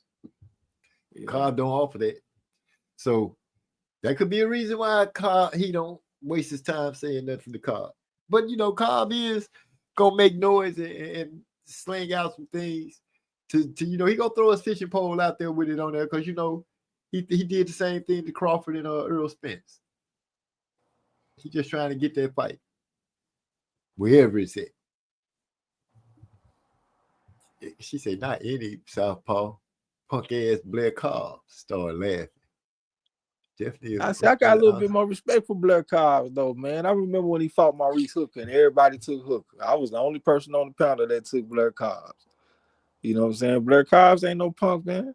Like I told you, matter of fact, he didn't just beat Brad Solomon. He stopped him. And then did his little Blair Cobb dance in the ring and shit after me. Blair Cobb's got some competitive energy behind him. That's not a guy I would take lightly, especially being in Southpaw. And this the thing, he got a lead left hand. You know what I'm saying? A Southpaw with a lead left hand it can be dangerous. Real talk. That's how he knocked out Solomon. He hit I want to say he hit AB with a lead left hand and knocked the tooth out his goddamn mouth. Yeah. He kind of like squatted a little bit when he threw it. It seemed like, he might have came kind of overhand with it a little bit, like a looping type of shot. It might have been something like that. But he also got a straight piston lead left hand that he can hit you with. You know what I'm saying? It wasn't like a straight that he threw, but when he threw it, he kind of like he cocked his body, like when Caleb Plant knocked out Darrell, except it wasn't a hook, and that's what he called Adrian straight on the kisser, and I think that's the punch that knocked his tooth out because he fell on that punch, and I think that's what he was reaching at. But yeah, I know exactly what you're talking about. Yeah, and then I look at where they are right now. So, okay, I got a guy that's coming off his first loss, and he coming off a layoff because it's been a while since he fought. So he coming in at the lowest point in his career. Blair Cobb is coming in off of one of his biggest wins. He went out there and dominated Adrian Broner. He coming in feeling good. I'm talking about his confidence is at an all-time high right now. I don't think that's a matchup that you would want to make for your fighter if you're the manager. And sometimes your decision as a manager, you're going to have to go against the fans. I just happen to be in the chat at the same time talking about somebody. Gil Cole's talking about man strength. Y'all think David could beat Julio? I mean, he got to fight Pollo. He got to fight him to get his belt back, I think. Yeah, that's gonna be tough, man. Pollo got them long ass arms and shit too. He's Southpaw, Dominican. He coming that's in with some. That's the dude to beat Gary Russell, right? Yep. So he coming in. He coming in full of piss and vinegar too, nigga. That dude ain't no punk. He got a good camp. Like he got good teammates and shit over there with him for sparring and all that kind of shit. He got a win over Batir Akhmedov, and he also got a win over Gary Russell Jr. One thing I will say though is his two biggest wins was against Southpaws, and he's a Southpaw. He a Southpaw that's real tall with long arms, so that gives him the advantage in them type of matchups. Against Devin Haney, he'd be going against an orthodox fighter, so that'd be a different, like a different texture of a fight for him. You know what I'm saying? But where they at right now, I would probably favor Pollo. Pollo was on the national team with the Dominicans. He a 4 on my pedigree scale. He been tested in the ring. He done passed his test so far. And like I said, his confidence is just probably way higher than Devin right now. He a big guy for 140. So Devin ain't gonna have his typical advantage that he normally has, being a bigger man and shit. I got Pollo. Shoes. When I realized who he was talking about, I instantly, my mind started seeing Gary Antoine having all those problems with that long ass punch just coming in there at will. He have angles. He uses jab. He let go of a nice amount of punches. He uses an uppercut. He can do work on the inside. To be so long, kind of like Sebastian Fundora pre knockout. So yeah, that'd be a real hard fight for Devin, in my opinion. And him being a lefty, yeah, that wouldn't be something easy for him to really deal with. Yeah, and Devin ain't got that power to just get the respect from the guy. They call him La Avispa, the Wasp. And he stung your ass like a motherfucking wasp in there too. We done bet on him several times. He done made money for us and shit. I fuck with Pollo, so I'm rolling with Pollo. Yep. I don't think Devin shoot, because I was high on Antoine Russell, real high. I see how that went down, and I was like, oh, wait a minute. This long ass boy, where he come from doing this? But no, Devin, now you're looking at the landscape. If Devin's coming back to get belts and stuff like that, the landscape it's not giving as far as somebody that he gonna have to look long and hard to find somebody that he can mop up. Because he got to be ready for what's out here right now. You know, ain't no half-stepping coming back. I know so many people say that he should fight Ryan. I'm not shying away from him fighting Ryan, but he got to go do something to get himself together. Like I said, he got to get into a fight where he whooped some ass. Where can't nobody say he didn't. All they can say is, man, he whooped that dude's all 4 posts of the ring. If I was the manager, this is what I'd do. Like I said, we get that good showcase fight to get his confidence back right. And then we go get Teofimo Lopez. That's who I want. That motherfucker Teofimo about 5'8". He got a 67-inch reach, so we got a major reach advantage over this guy. He got the dimensions that we comfortable with fighting. You know what I'm saying? Because like Puello like 5'10". Like I'm until further notice, I'm keep him away from that shit, that type of shit. Let me get him off in there with the bull. And I know Teofimo kind of slick, you know what I'm saying? So he ain't like a typical bull. But like I said, he only 5'8", and I think he got like a 68-inch reach. I think I might have said 67, but it's like a 68-inch reach. That's way more in our lane. You know what I'm saying? That's what I would do. So now Tio, I would be satisfied with that. I would be satisfied with a Tio fight. I think it's just enough, you know, for you to deal with. Yeah, he lost to Kambosos, so that go one part of the confidence booster right there. You know, you whoop Kambosos' ass twice. Tio ain't nothing. Kambosos put Tio on his back. You know, that's what you're telling me as the trainer. You know, as the manager. You know, we gonna go ahead. Yeah, Tio will be a good fit. A good fit. That's I think the fans will be like, yeah, man, Tio, you know, they got their reasons for why they would want Tio, but Tio would be the perfect mark. Amy met Teofimo Lopez, the dude that got the comments that's unpleasing to the fans, the dude that you know you could whoop his ass because, like I said, Kambosos whooped him, and you beat Kambosos' ass twice. Tio ain't got nothing for you, man. Let's go. Lord Haney, let's go. I'm just saying. Yeah, that's what I would do, man. I think that's a good point when you said that Teofimo lost to Kambosos, but Devin Haney got 2 unanimous decisions over Kambosos. So we looking at that. I know they talk about the triangle theory don't work, but it's way more powerful than what people say it is. Trust me on that. Them having a common opponent, that gives me a lot more confidence that Devin Haney will win that fight. You know what I'm saying? I think he will.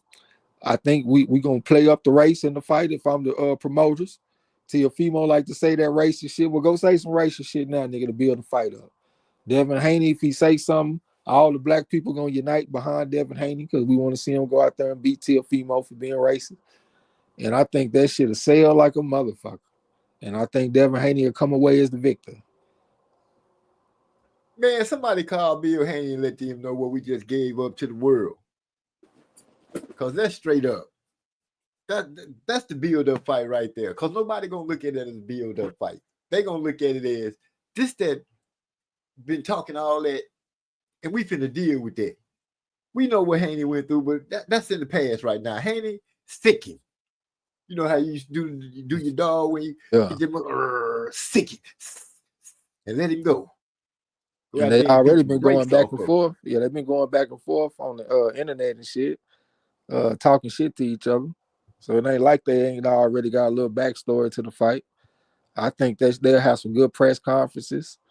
Both of them got some outspoken fathers and shit. I think that Bill and what's his name? Teofimo pops. Teofimo? Yeah, whatever. His name was Teofimo. Oh yeah, he might be Teofimo Senior. You might be right. But they gonna talk shit to each other. They gonna go back and forth. I think that shit could be a fun fight.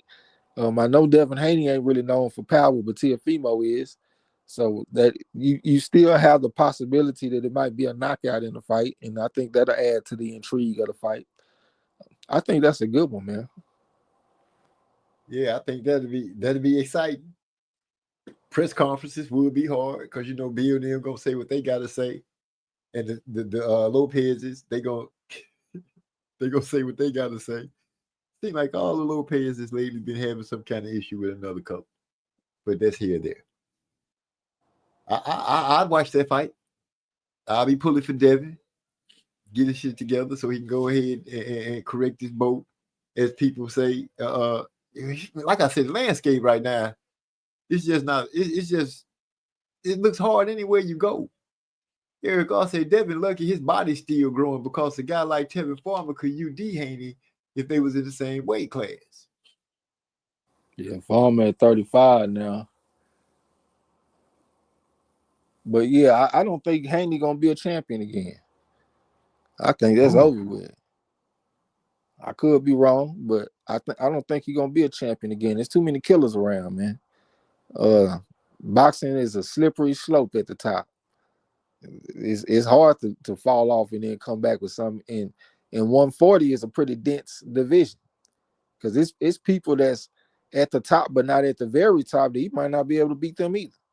Like I like his advantage over Gary Antoine Russell, like as far as the height and the reach. But I can't guarantee that he'll go out there and beat Gary Antoine Russell. Yeah, Russell might go out there and get right on his motherfucking ass. It's a pit bull. I know he lost to Prayo, but that was Southpaw versus Southpaw. This would be Southpaw versus Orthodox. That's what he used to. So I don't think he's gonna be no champion. When he got the undisputed and all that shit, he came at a very opportune time. Kambosos had to knocked off Teofimo, and he was able to beat him and become a champion and shit. He might have been a champion before then, and they unified for undisputed or something. I don't know. Maybe he got an email champion or some shit. Maybe that's what it was. He was an email champion. But if I look at them other guys, like he was fighting and shit, I mean, Linares, he fighting against Gamboa and all that kind of shit. Man, the division is a lot stiffer now. Hell, he might got a better chance going to 147 and getting a goddamn championship. But at 140, I don't see it. I really don't see it at 147 either. That's why I said I don't think he'll ever be a champion again. But I think that shit's over with. Yeah, I could concur with that. Going with the hard road for him to follow, because I don't see him beating Barrios at 147. I don't see him beat Stan Jonas at 147. I don't see him beating Boots at 147. Or Norman at 147. Then I look at 140. He probably had action at beating Pyro.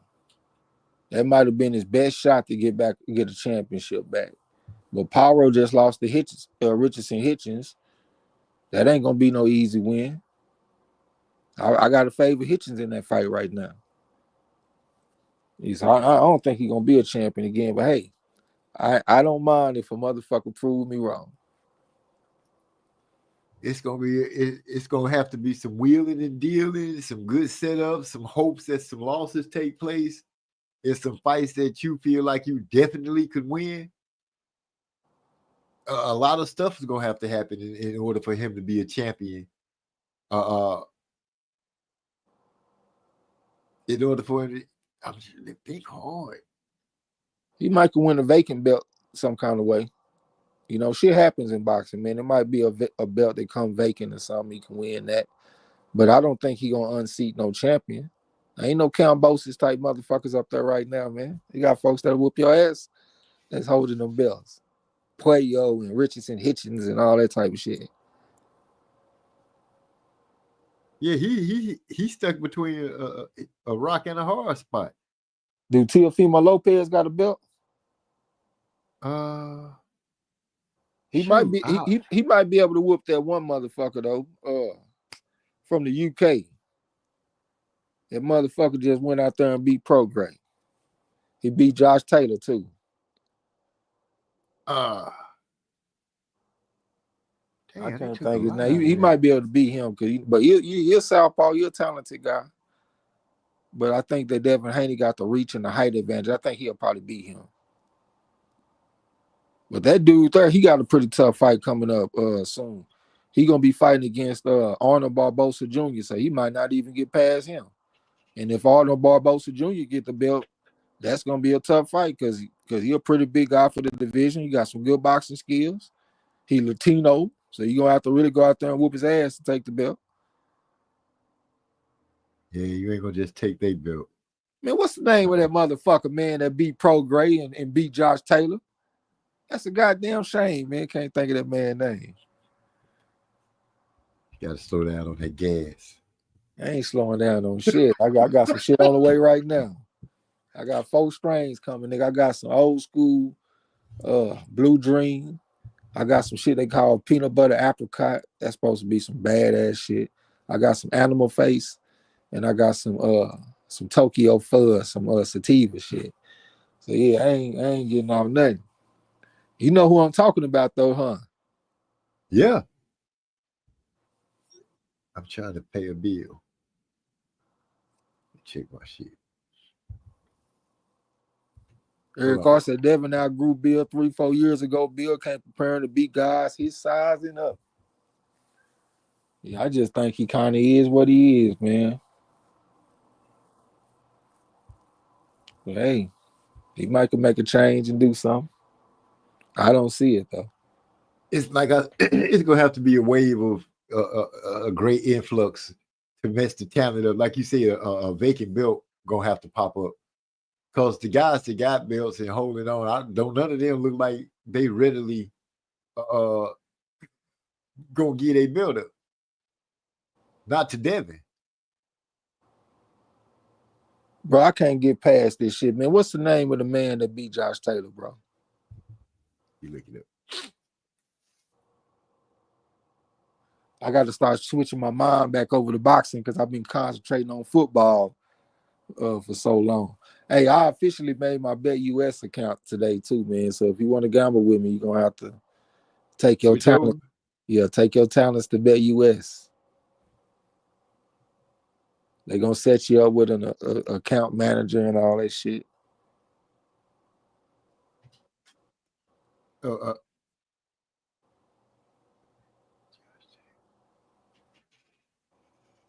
Catterall, Jack Catterall is his name. I think Devin Haney got a shot at beating Catterall. I can't see the chat, so if somebody put it in the chat trying to help me out, I appreciate it, but I can't see the chat right now. All I can see is that one message that's on the screen. But Jack Catterall is who I was talking about. Oh, okay. Yeah, I think Devin can beat him. He ain't got no power. He a small guy. I think Devin will beat him. But I think, like I said, I think Arnold Barbosa Jr. got a shot at beating Jack Catterall. If they score the fight fairly, we'll see. Devin got a lot of water, a lot of ground to cover. Say, did Shakur retire because I haven't heard anything from him? He getting ready for his fight. Yeah. He ain't got to be making no noise now. He better be concentrating, getting ready to face that youngster. For some reason, when I think about that fight, my stomach start hurting. It's something about that fight that make me nervous for this boy Shakur in this fight. That boy is a 3.5 bona fide. He young. He got good genetics. Look at his pops. His pops look strong as a motherfucker. I think this gonna be tough, man. He a black fighter. He athletic. He got power. I think this gonna be tough for Shakur, man. We'll see. This Shakur chance. This is chance to show the world he that guy. This the stage is set. You got a young, hungry lion sitting here telling you what you ain't. How he gonna break your nose? After we break your nose, then what you gonna do? They said that to this man. All that type of energy though that they bring. Man, they bringing it, talking about breaking his nose and breaking his jaw. But look where they fighting, bro. Look where they fighting. Tell me where they fighting. They fighting in Shakur home, ain't they? Oh, what are they fighting on? Ain't this some Riyadh season, nigga? This is the Riyadh card. Nigga, that is upset city, nigga. That's upset territory. It be upsets on them cards all the time, man. I'm trying to tell you right now, that nigga is in the place where upsets happen. I'm nervous for this guy. I really am. Baby world beater, man. He gonna have to step his game up that night. Yeah, but if he get out there trying to box on the outside and the kid is coming forward and bringing pressure, He might win some rounds, man. I'm very nervous for Shakur in this fight. If he go out there and really shine on this kid, that's gonna mean a lot to me. It really is. That's gonna show me something. Like he is a real world beater. He gonna do his thing. We ain't gonna bet on it. They got Shakur as a 9-1 favorite. They got old boy at plus 500. What's his opponent name? The young kid. Austin. Kid Austin. Schofield. They got him at Floyd plus. Schofield. Yeah, Floyd Schofield. They got him at plus 500. By the time the props come, they might have Shakur at a decision at minus 110. If he get a knockout, they'll probably have it at like plus 500 or something like that. So if you want to make some money, you got to take a prop. Otherwise, if you want to make some money, you got to bet on Schofield. I ain't taking no 3.5 over no 5. I'm gonna roll with the 5, but I'm nervous for him though. I feel you. They come in with their energy. They talking their noise. They can end up getting in there. I'm not saying they will, but they can end up getting in there and look like David Haye. What you mean? When he faced Klitschko, he just didn't show up, but he hurt his ankle. That's what he said. He had twisted his ankle. Yeah. Let me see. Boy, Joseph Brown said, "MZ, don't worry. Devin will ask you soon enough how his power is." He asked his opposition that question. Who was that he walked in the locker room and said, "How's my power?" That he had beat. Was it Kambosos? Was it Cam? I don't think it was Kambosos. It might have been the fight before Kambosos. It could be Kambosos. I would put my money on Kambosos because I remember seeing him going in his locker room after the fight, talking to him and shit. And it seemed like it seemed like he asked him about the power then. So I'm gonna put my money on Kambosos. Huh. Yeah, he surely asked that question.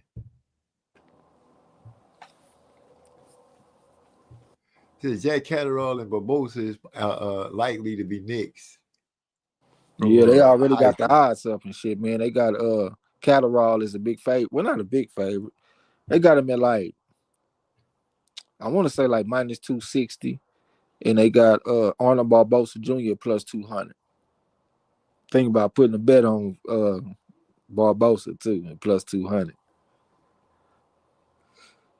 Huh. Joseph Brown says, I like when fighters lose. They act like dudes with nothing to lose. Yeah, that's what I'm hoping is in Devin Haney when he get out there. But like I said, the landscape is so dense, 140 and up. It's just gonna be hard for him to do what he needs to do, in my opinion. Eric also said that man, Haney versus Ennis is like Robin versus Thanos. Batman's Robin? That's messed up. Yeah, he from Philadelphia though, so you know he ride hard with Ennis. He fuck with Ennis. He ain't above criticism now. Like if he feel like Ennis fucking up, he will speak on it. But he ride with Ennis though. You know he from Philly. But then you could have gave Haney a little more than Robin. You know what I'm saying? That's not even. Come on, that's not even in the same comic book. That's DC Marvel. You gotta come on. At least give him if you're gonna be in the DC, at least give him some flash speed so he can be fast. They had some crossover. They had some crossover comic books back in the day when DC and Marvel teamed up though. They had the Amalgam universe and all kind of shit. I actually have a few of them comic books. Yeah. They had this one comic book where all the DC characters and all the Marvel characters had to come together to fight against a common threat. I can't remember who it was. It was a powerful motherfucker though. It was like a 4 comic book series. So they came together a few times. me being old school like I am, it's just an unbearable thought. It's just This was back in the 90s. Yeah, this was in the 90s. What I'm talking about. I have to chuckle with that. You see it there, like it's really old school to me. I know, but I'm just saying it ain't no shit that just happened. I'm saying it's back in the 90s, nigga. 30 years ago. Yeah, 30 years. You mean to tell me 30 years wouldn't put a dent in your age, nigga? You wouldn't go back to being a whole different motherfucker if we took 30 years off your life right now? Yeah, if we peel back 30 years, I can tell you right now, I wasn't thinking about Marvel and DC. Yeah. I was I was grown. Somewhere with your trick bill high than a motherfucker. Oh man. Yeah, no, never that. Oh no, never that.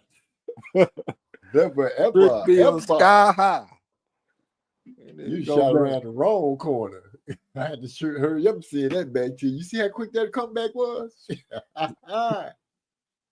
And they're gonna be eating up everything moving. Whoa. They go back to his 20s, he's gonna be eating up everything moving out there. Heck no, I was living off of burgers and fries. My wife was cooking steaks and potatoes. I wasn't eating shit. Yeah. Everything was home cooked. Remember, I was already hitched and doing my thing. Yeah, I'm just fucking with you. Shit, you know I'm having fun like a mother myself. You ain't got to even look at it like that. Where we at? To be fair, I wasn't expecting Hooker to come into the ring with titties. Wait a minute, I jumped down. I missed a whole bunch of what's going on up in there. Booty Trey Weather, nope. Jack Canterall, okay, I already read that. Fighters lose. Confidence building, I thought, was after you got stopped. Yeah, Trey Yates was explaining that to the masses about getting the ass whooping in. Nah, you ain't gotta get stopped. It's when you take a loss and your stock drop. You want to get your stock back up. Like, for example, when I said Danny Garcia versus Rod Soka, ain't nobody ever stopped Danny until Ezralani Laura did. So he wasn't coming off no knockout loss. He was coming off a loss against Porter or some shit like that. And he might have been Earl Spence. It was some shit like that. And he came back and fought Rod Soka, but he wasn't coming off no knockout loss though. Joseph Brown, he touched on what we was talking about with everybody moving to the zone.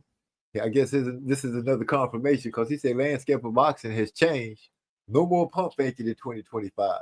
The real fighters will rise. All promotional companies are headed to the zone. Yeah, that's crazy. We're gonna have like a centralized location for boxing down there. Like a dream come true. Yeah, it really is. Old school people. They trying to take over, nigga. The zone came to take over some shit. Yeah, they finally got it together. They came in and they threw a lot of money away. They made some big mistakes, but it looked like they've learned. Well, they lied and said pay-per-view was dead, and they still doing pay-per-views. They said the zone shit was only gonna be $5 a month or some shit, and it's all the way up to $30 a month now. So they done some lying and some bullshit, but they done been making some fights happen. They done got a lot more fair with the judging because they was robbing motherfuckers for them big time fighters like Triple G and shit when he fought Derevyanchenko and stuff like that.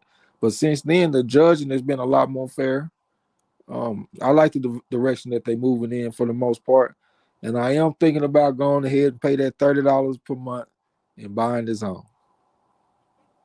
Hey, that's all I can say right now is there because I know I spit some venom at the zone when they first came out. I didn't like Eddie Hearn because I thought he was a snake or a salesman. But he's grown on. Joseph Brown said T.O. was offered to Devin already. Devin and Pops have been reported to have turned down that fight, per reporter. What? Are you trying to tell me The fight that we just lined out saying would be a great fight for Devin, a good confidence builder. T.O. haven't looked good in his last 2 fights himself at all. What more do you want on the plate to make that look good?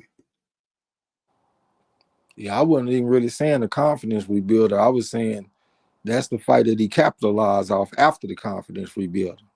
Let him go in there and whoop the shit out of somebody, then put him off in there with Tia. And that'll be a big fight. Okay, I see. I missed the fight. It's that boy Eric Gar said win over T.O. would put Devin back in the Tank sweepstakes Twitter sphere. That's all it'll be is in Twitter sphere, because I do not see Devin and Tank fight.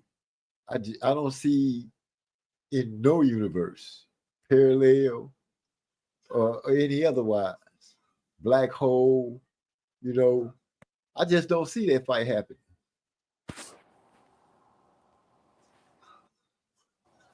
Yeah, Brian, go ahead. Yeah, it do kind of look like they careers going in 2 different directions right now, and at the same time, Tank said he thinking about retirement. And the last time he said it wasn't the first time he said it. I didn't heard him say that a couple of times. So it looked like he might have one foot in retirement, the other one on the banana peel. Yeah, I don't see the fight happening, man. Yeah. I just feel like one, Devin too big to make it down, to squeeze down to in 140, to squeeze down below 140. Because I'm sure Tank be gracious enough to give him a catch weight somewhere around there where it really beat him up and hurt him. But I just don't see that fight happening. I think they waited too long. They didn't get a chance to strike when they needed to, and now it might as well be an afterthought. The best I think we're gonna get out of Tank after Lamont Roach, I think the best we might get out of him may be the Shakur fight. Maybe. Who knows? What's the other young boy name? With the braids? That on the cool called out Shakur and the guys that roll with Shakur. On the cool, he called him out when he challenged him to spar. Davis, what's his first name? Keyshawn. Did you catch that? I saw them. They was talking on one of those live things. And he was calling out Shakur and his boys, and he was talking about how he was going to take them in order, and he was going to beat the shit out of them in sparring. And I was like, Keyshawn Davis. But Keyshawn and Shakur friends, though. They brothers. I know they are, but I'm telling you what the dude was saying on the live.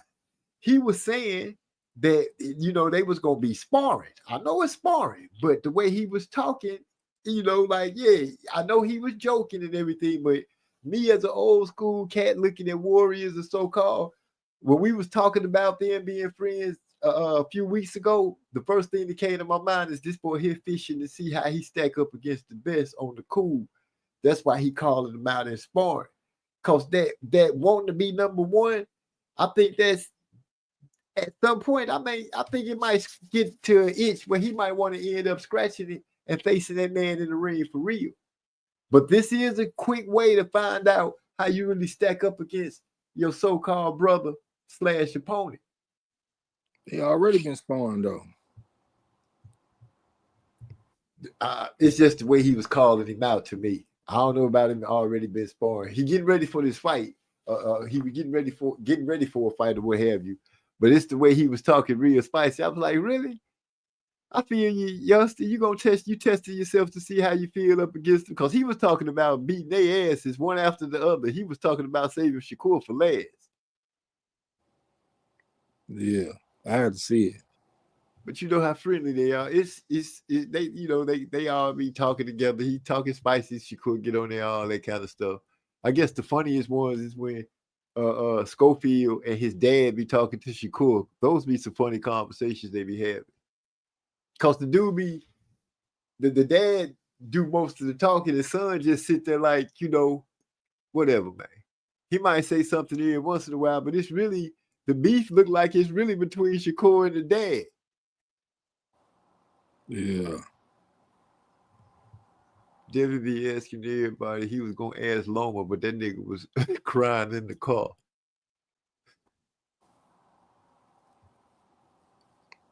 I gotta jump out, man, because I done sat up here and got hungry, man. I done head started hurting and shit. Well, shoot, don't let yourself suffer like that. Go on, grab you something to eat. Put something on your belly. Yeah, I'll be in the chat, man. Appreciate you letting me get on the panel and shit, man. I'm gonna be listening in the kitchen. All right, do your thing. Do your thing. Yeah, don't forget to make that Bet US account too, nigga. We can gamble. Oh no, I ain't gonna forget to do that. I ain't gonna forget to do that. No way. Don't take no bonuses. Don't put a bunch of money on there either, man, because I don't just 100% trust them motherfuckers. Even though I will say I have used them before and I was able to cash out with no problems and nothing like that. I got my money in like, I think 20 minutes or something like that.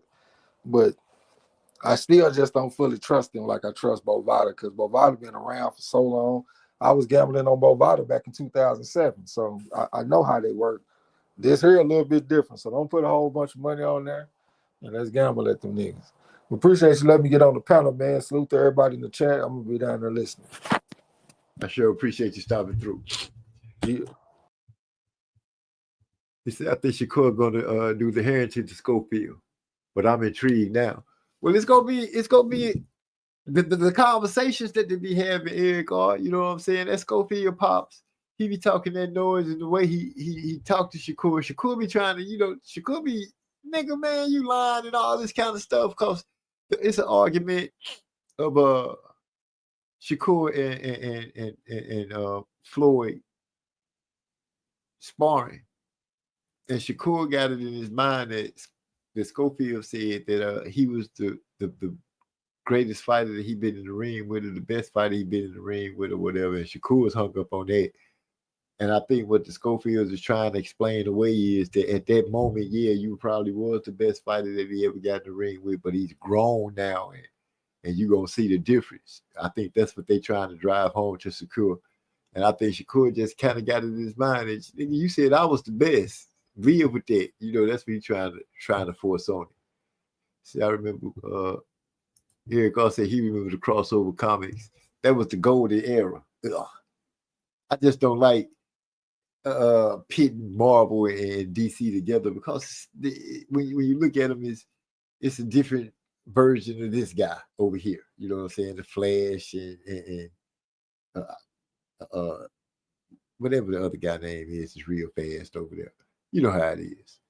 And plus, we got the mutants already rolling with us. These on the top about is two former Morrell opponents stated Morrell avoided post-fight drug testing, and they claim he was unusually strong. Thoughts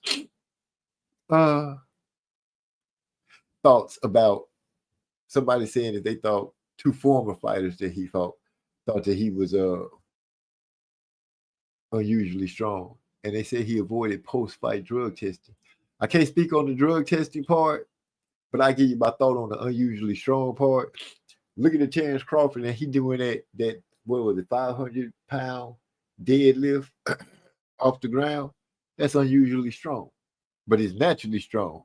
We call it country strong here in the southern part. Even up in Gary, Indiana, we would call it country strong. So him laying hands on somebody, and they saying it's unusually strong, I don't really know how to grade that. What do you consider unusually strong? I would consider unusually strong a dude picking up a car. Yeah, that's pretty unusually strong.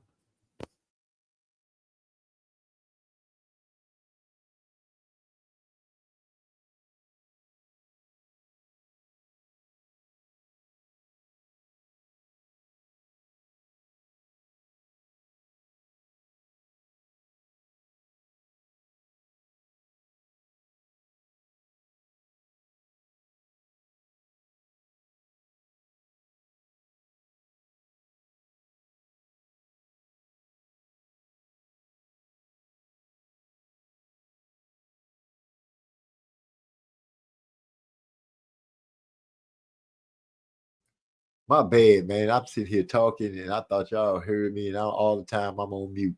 Ain't that a forgive me for that.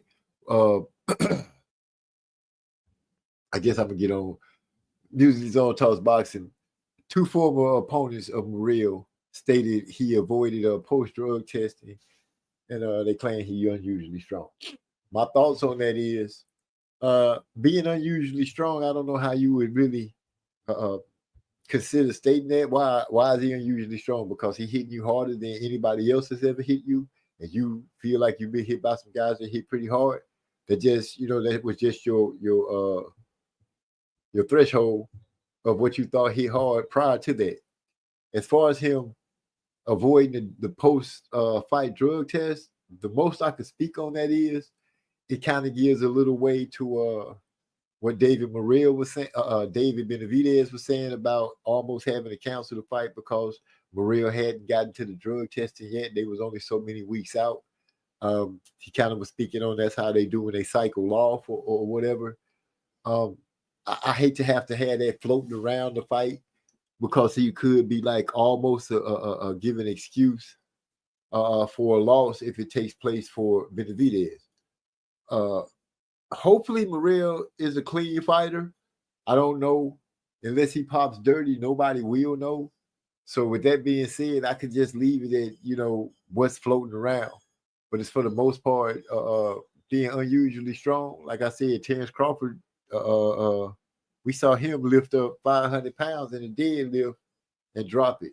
That's unusually strong for a little dude like that, in my opinion. But, what's unusually strong? Somebody lifting up a car? I'm sure that would be unusually strong. He said, the first time I heard Tank talk about retiring, I thought he was going to do that Floyd thing. But hearing him talk, don't think he wants to come back. It's not like this is the first time we heard him say it. He did speak on it before, that he only had a certain amount of fights left before he got out. I'm not going to really try to sit down and figure his reasons for wanting to retire. The young man, in my opinion, he's rich now. He's made a lot of money. And it's pretty much everybody's dream to become rich where you don't have to do what it was you was doing to get that. And, if he don't have to do it anymore, he can get out at a certain time and live his life with his children and what have you, and enjoy the fruits, then let him. That's all I can say.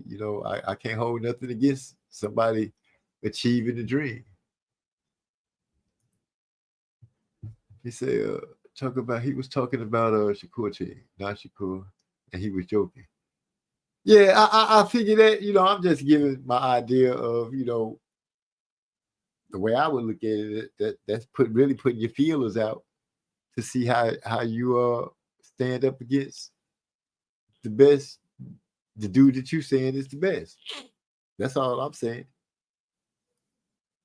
I know they friends and they brothers and all this, and they swear not to ever fight each other.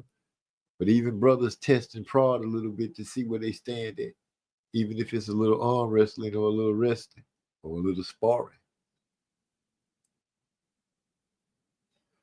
Eric Goss says Schofield don't want his son to talk at all. Yeah, he do seem to be the strict mouthpiece of the conversation when it comes to Floyd. I have seen Floyd talk a little bit. He's kind of short and to the point, pretty much. He did reverberate and repeat the statement that his dad made, because his dad was the first one I heard say something about breaking Shakur's nose.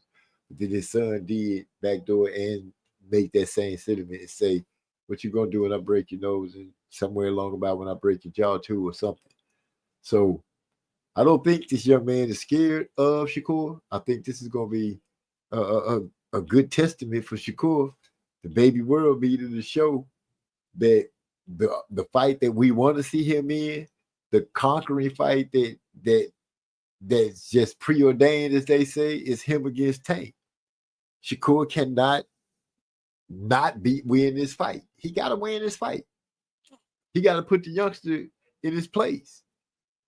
Yeah, you coming with you coming hard, you coming strong, but You're gonna have to stop right here. That's what Shakur got to do to this man right now. Shakur got to put your brakes on. Hold up. What you think you're doing? Slow down. Talking to you. Yeah, you. That's what Shakur got to do. Because if he can you imagine? Can you imagine if Floyd Schofield, Kid Austin goes in there and beats Shakur Stevenson? Just let that resonate a little bit. He go in there and pull that off. Oh man, the tongue lashes that Devin Haney receiving and all that, it might lighten up a little bit. A lot of it might go to Shakur. But I'm not gonna even put that out there like that. I'm gonna leave it as even. I think the baby world beater gonna go out there and prove that he got what he got, that he the man. He gotta go out there and prove that that's what he is. He's been talking about it. He's been talking about he the man. If everything is really true to play out the way it is, at the end of 2025, Tank will be gone. That leaves Shakur, Keyshawn, and those guys. I don't know who gonna be the man in? I don't know how long Canelo gonna keep riding. How long you think Canelo gonna keep riding it out? Face a boxing fight who he want to, not really having to go into a hard fight. He's been milking it pretty good. He's been milking it pretty good. I haven't heard him talk about leaving out yet. I see Rod X just slid into the building. What's up, Rod X? We just talking about 2025 and what can go on. I got you, Hyphy. I'm here. You know that. So that's how I'm looking at it. That'd be a hell of a stumbling block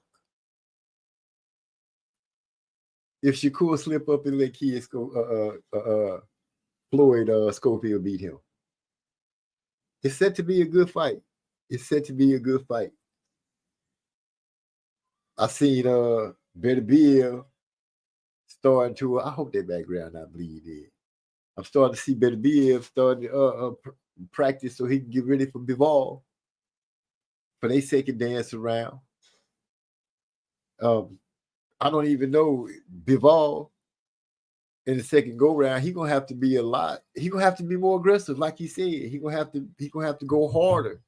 He can't get off the gas thinking that he winning, thinking that he doing enough to win. He gonna have to really get on the gas and get at a Beterbiev throughout the whole fight. I said, I felt like he lost because he got off the gas and he coasted around a little too long instead of being busy. I think this time he learns from his mistakes. He stays busier,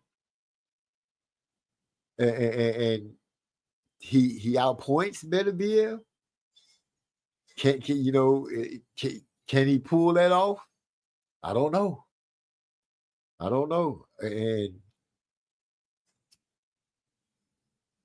because he didn't stay on the gas in the first fight, it kind of made me like second guess him, and I don't want to second guess Bivol because y'all know Bivol, my guy. I picked Bivol to win the first fight. I picked him to beat Canelo. Y'all know I ride with Bivol. But him getting off the gas, I'm like, dang, bro. Is he gonna stay on the gas in this fight? So we'll have to wait and see. If he beats Shakur, he immediately gets a Tank fight after that. I bet you. You talking about Schofield, country strong. Wait, let me catch up. I done went too far. He said, I feel you. I couldn't think of a Marvel character weak enough to represent Devin at the time. Yeah, you kind of messed over Devin when you threw that Robin out there. When you threw Robin out there, I was like, come on, bro. Not Robin. Against Thanos, you picked one of the most hardest characters. I'm like, he didn't put hands on Hulk, Thor, Captain America, Captain Marvel, We talking about some heavy hitters, and you throw him in there against Devin as Robin. Well, you cold wrong for that. I believe what you saying. I can't see why. I could put you're small and skinny and exhibit strength. Some skinny people just strong like that. I can't really make out what you wrote, but I get what you're saying. We take it down. He said country strong is when you build solid and unusually strong, like Karl Malone. No, not all country strong. Not all country strong, Erica. You know, you tend to think that when you see country strong, but a lot of those skinny cats, you know, slim cat, you know, we strong. So we out there playing with the same logs and jumping across the same ditches and climbing the same trees, and we doing all the same stuff they doing. So we just as strong as them. Country strong, baby. Don't do it. You know, you ain't got to be built like, you know. But you get what I'm saying with that country strong, and you getting punched on, and you ain't been punched like that before. So yeah, that would be unusually strong. I feel exactly where you at with that. See, I spoke to Rod X, I think he said, I got you on that. I think we'll Canelo. What's this? I think Canelo will fight and then cap it off with a Crawford fight near the end of this year. You thinking that's what's gonna go down? Huh. That's a thought. Cap it off with the end of the year. He and Crawford retire. But I haven't heard Canelo even, not that I could think of. It doesn't come across my mind. Remember Canelo talking about leaving the game yet. In my opinion, he's still getting to make the money quite easy. I don't know. Ride the wave until it stops. Once it stops, step off. You've enjoyed the ride. Talking about somebody that made a lot of money. Canelo has made a lot of money in boxing. I'm willing to believe and bet at some point down the line, they're going to say Canelo has surpassed Floyd in making money in boxing and had become richer than Floyd, which I don't care. It's all about these new fighters and these young fighters is getting ready to start fighting. Riyadh season popping off and everything going on. Man, the man said his stomach started hurting every time he think about the fight. I hadn't really thought about the fact that these fights getting ready to take place on the Riyadh season starting off in 2025. It's going to get crunk around here, man. I got a great ending of the year with the snowman getting melted down some more. Unanimously.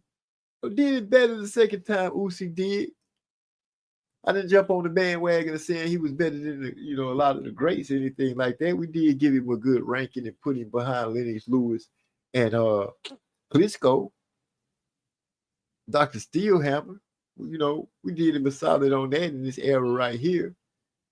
But I pressed the issue and said, Muhammad Ali has been champ because that's who they put him up against. And Muhammad Ali has been the heavyweight champion of the world undisputed 3 times. 3. 1, 2, 3.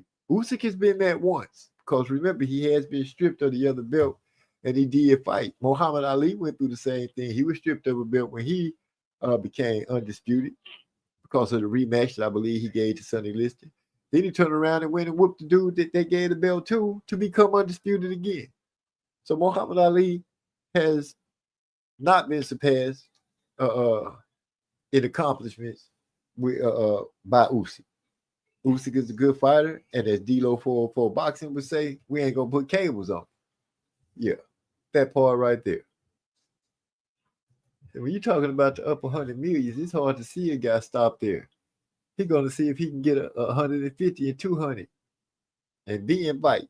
Man,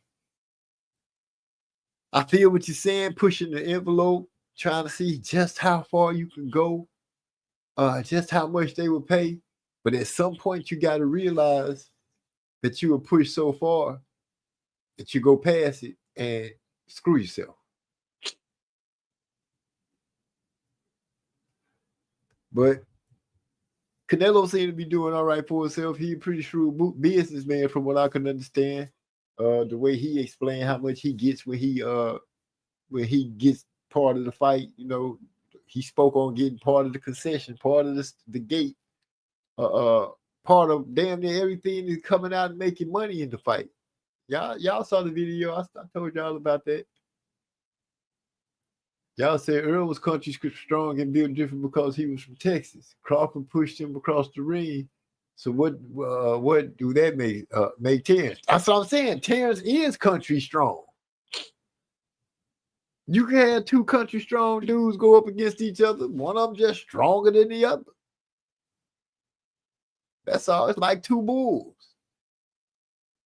One bull gonna be stronger than the other bull. That's just the way of life.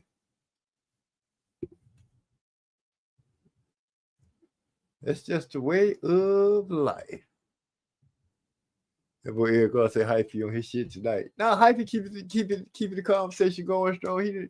He drove some good questions and good points. It brought up some good stuff as the night went on tonight. I just felt like having an enjoyable conversation and talking about what you're looking forward to in 2025. Straight up. I'm looking for some good fights to pop off. I really want to see how Shakur gonna show up. You know what I'm saying? This is a chance for him to show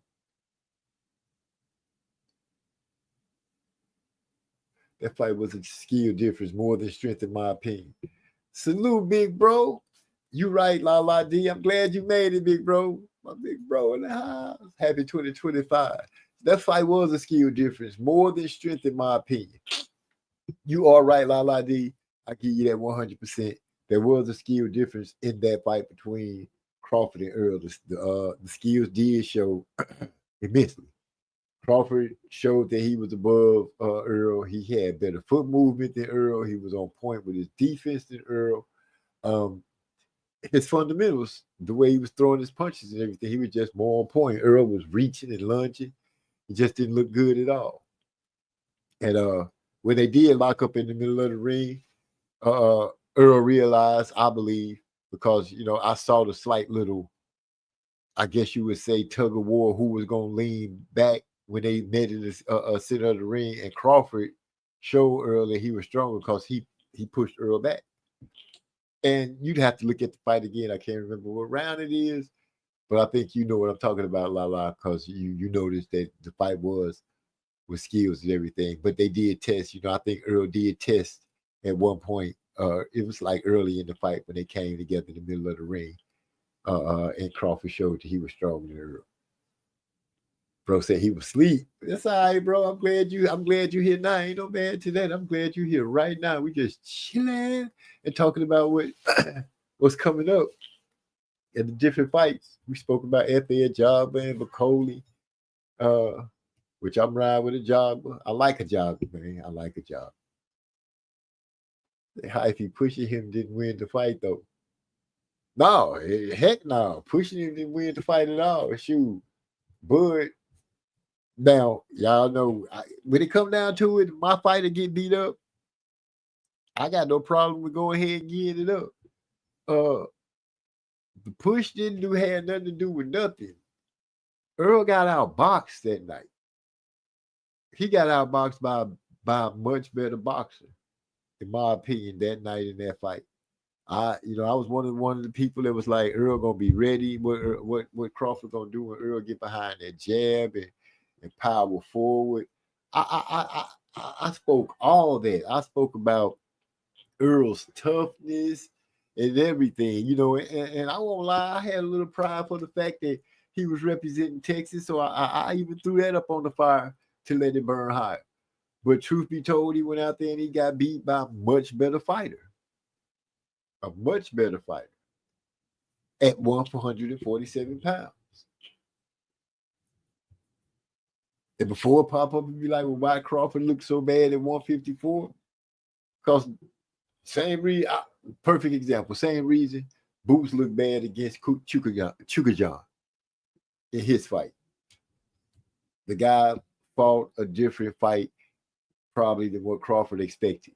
But it was no need for Crawford to go after that guy hunting for a knockout or anything like that. I think he did the correct thing. He outboxed the guy, won on points, and kept it moving.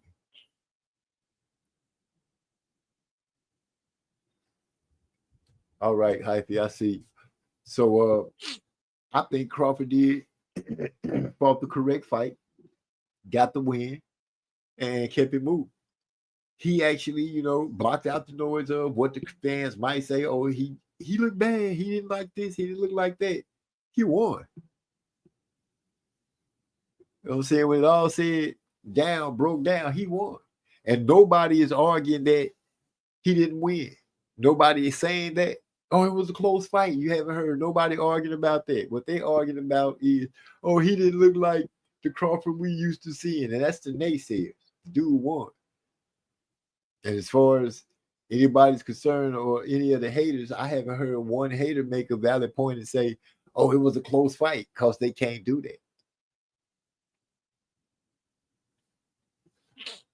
So, hats off to Crawford. He beat my favorite 147 pounder at the time. I had went on the record and said I'm a Crawford fan, but not over Earl. I'm still a Crawford fan, but now I have to take him over Earl because he tapped that ass. Pause, so nobody think I'm being funny. I am getting it. So, if the fight was competitive, I'd have been okay. Yeah, your fighter get dismantled like that. You go through the stages. You go through the what the hell just happened stage, and then the fans go through the stage of it had to be something wrong with Earl stage. Then you get to the Earl looked like he was high stage. It's a lot of stages that you go through, but you still got to come to the very last stage, the stage that makes the most sense, and that's the stage is that Earl got his ass beat. I had to go through that stage a couple of times because I had to go through that stage with Deontay Wilder in the third fight. Had to go through the pains of losing in the second fight. So y'all feel what I'm saying here. We got our brother Hyphy that just slid through the door. What's going on, my brother? Hey, not yet. Let me load this up. Okay. Well, anyway. Oh, shit. What was I talking? Going through the heartaches and pains. But I had to game with two of my fighters that I was just really, really high on. Earl was my favorite fighter at 147. Wilder going around knocking people out.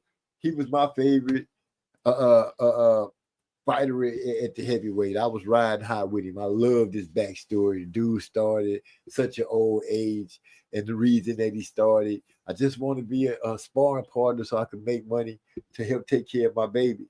And you parlay that into a trip to the Olympics, a bronze medal, and you become the WBC heavyweight champion of the world for 5 solid years. And you defend that belt 10 times. And in order to defend it, that means you were successful 10 times, which they was giving you the props and the mandates of saying he's done what Muhammad Ali done and defended the belt 10 times. If that's not an American story, I don't know what is. But because people didn't like the way he swing and the way he talked and all that kind of stuff, I get it. But for the time he was in, he was a beautiful highlight reel, and hats off to the bronze ball. Let's see, Hyphy is all hyper. So, you know how, like, I don't know, when you pop up, it's a different vibe because it's like I can hear your voice and the excitement in you when you sitting out your words and your jokes and everything. And then when the guys, I talk to them on the regular, and when I see them and they saying stuff, it's just a good vibe. It's just a good vibe. I'm waiting on this clip that Hyphy finna bring to the table as he asks his question. So I might as well be prepared because I know anything could be getting ready to pop up. Anything.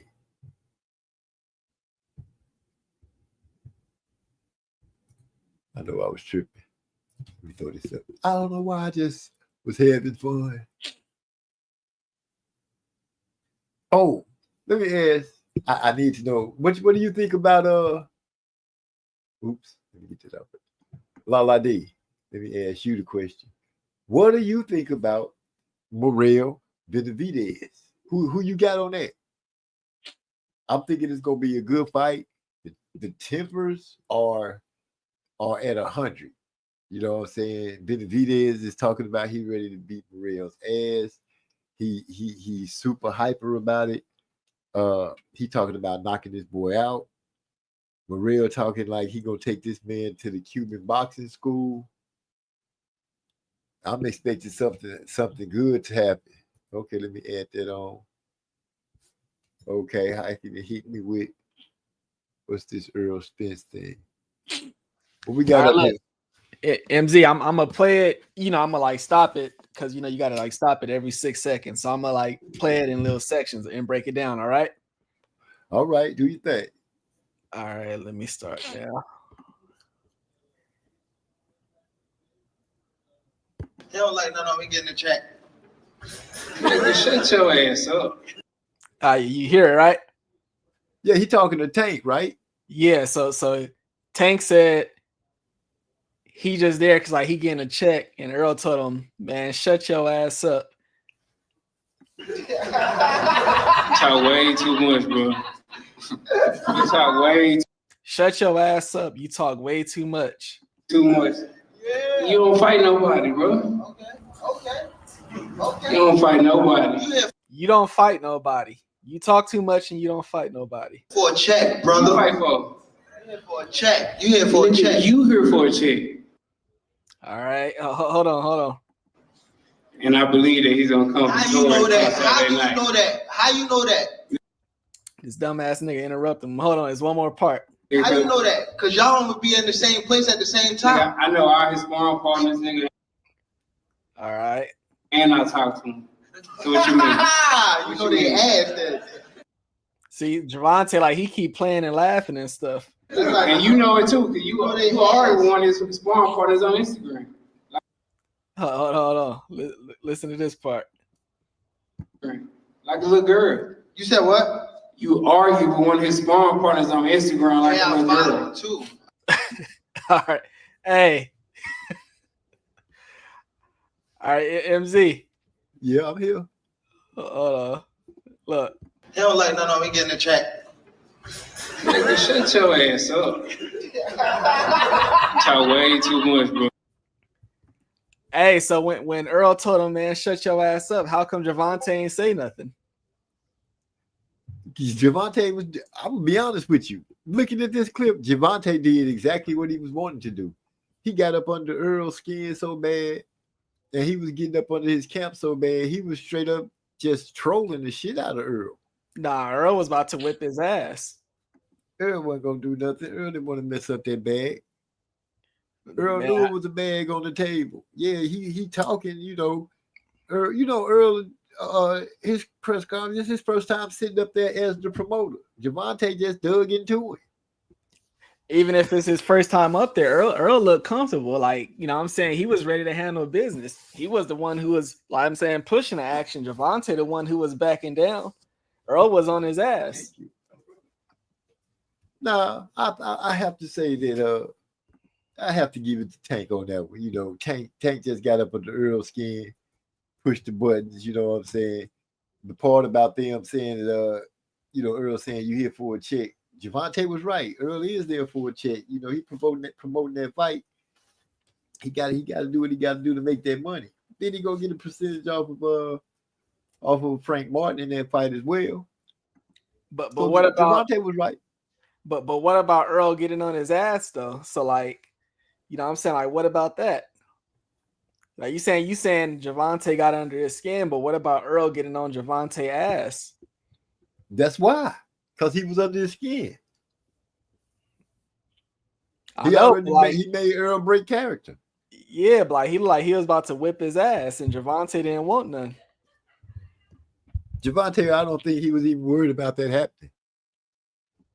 I mean, he, you know what I'm saying? Like he was backing down. It like he tried to like backtrack that, you know, that statement from making Earl mad. What statement was that? He here for a check? Yeah, that made Earl. He broke that statement down. Yeah, but it also made Earl mad, and you could see how like Javante he backed down from Earl. Like, look, when Earl Earl's face got serious, Javante started like laughing like a little girl and stuff. And you know what I'm saying? Like he was trying to like just, calm the tension down and play it off because he seen Earl was serious. That's that laughing. That's that laughing like, ha, I got your ass, didn't I? That's that laugh. Earl said the laugh was like a girl. Look, later in the video, he said he called. He said like you was arguing on that like a little girl. He called him a little girl too. He backdoored and hit him, and Tank backdoored it so fast. He said, I followed him too. Didn't he say that? I mean, if he said something like that, I'm even if he did say something like that, like why he ain't meeting Earl the same way Earl coming at him, like Earl on his ass, and Javante, it's like he being scared. I'm gonna put it up in 6 words. This was funny. Tank trolling. That's what he was doing to him. Earl, my boy, but he fell for the okie doke. He got trolled that day. Nah, Earl stood on, you know what I'm saying? Earl was a G. He stood for what he stand for. Like, nigga, when shit got serious, Earl, he was willing to take it there, and Javante the one that backed down. So I don't think Earl fell for nothing. I think Earl just showed us that he was who he said he was. Javante the one who didn't, he wasn't the person that he said he was. What person is that? Let's be real. If he had gotten into a fight with Earl, his bag would have been messed up. Now you'd have had a fight for free. You'd have messed up your money. Now you'd have opened yourself up to being sued. Javante did just what he's supposed to do. Troll the shit out of Earl. Make Earl upset. Get Earl out of pocket. Even though it wasn't Earl that was fighting. And then went out there and beat up Frank Martin. Hey, but look, I hear what you're saying, but how come he wasn't thinking about none of that when, he did stuff like he be pushing the fighters at the press conferences, he running up on Devin Haney, making Frank Martin flinch. Like, how come he wasn't thinking about none of that then? So why would he start thinking about that now when he and Earl face? Pushing the fighter. You mean when he pushed Rolly off the stage? Yeah, he pushed Rolly. He be doing all that type of stuff, touching Ryan Chain, flinching at Frank Martin, like all that stuff he be doing. But when Earl was in his face, he didn't do none of that. I didn't see when Earl was in his face. You had to pull that up. I'm talking about like right now, right in this clip when they face, you know what I'm saying, when they like right there in the same presence, and Earl got serious with him. Okay, I'm finna have to hit you with a good one right here. You ain't gonna like this one, Hype. Big bro say, hold on, let me. Tank too advanced. I mean, too advantaged of Earl still being a fighter. Earl called that boy a girl. Oh, big bro laughing too. Nah, you reaching, Hyphy, and backflipping. Okay, so here you go, Hyphy. The part, I almost forgot what I was going to say. Okay. If you really want to say somebody was being aggressive, right? Here we go. Tank was the one that was being aggressive. Passively aggressive, but aggressive. When you look at body language and everything, you see how Earl looking over there like, whoop your motherfucking ass, right? Right? Yeah. Okay, that's what you're seeing, right? This is what I'm seeing. I see it's a podium between them, so Earl can't even see Tank. He's just looking in that direction. Now, if you move the footage a little bit forward or back somewhere with Tank laughing and leaning behind the podium, moving himself, see right there, he leaning over. He bringing them closer together, being aggressive towards Earl. And dare I say that Earl didn't do nothing but stand at that mic nice and still and look over to the side and hurl insults like you laugh like a girl and all that kind of stuff. But if you really want to see, you see the little silverback right there. He leaning behind the podium, making himself to be able to be seen because that dude, he just stepped back a little bit. So if you just lean back, if Earl just had to lean back a little bit, he would have seen Tank, Tank was encroaching on his territory. That's what I see. Nah, you reaching like you hella reaching on that. What? No, I'm not. Man, Earl was on his ass and Javante got scared. Earl was ready to knock his ass out. Well, why Tank leaning into it then?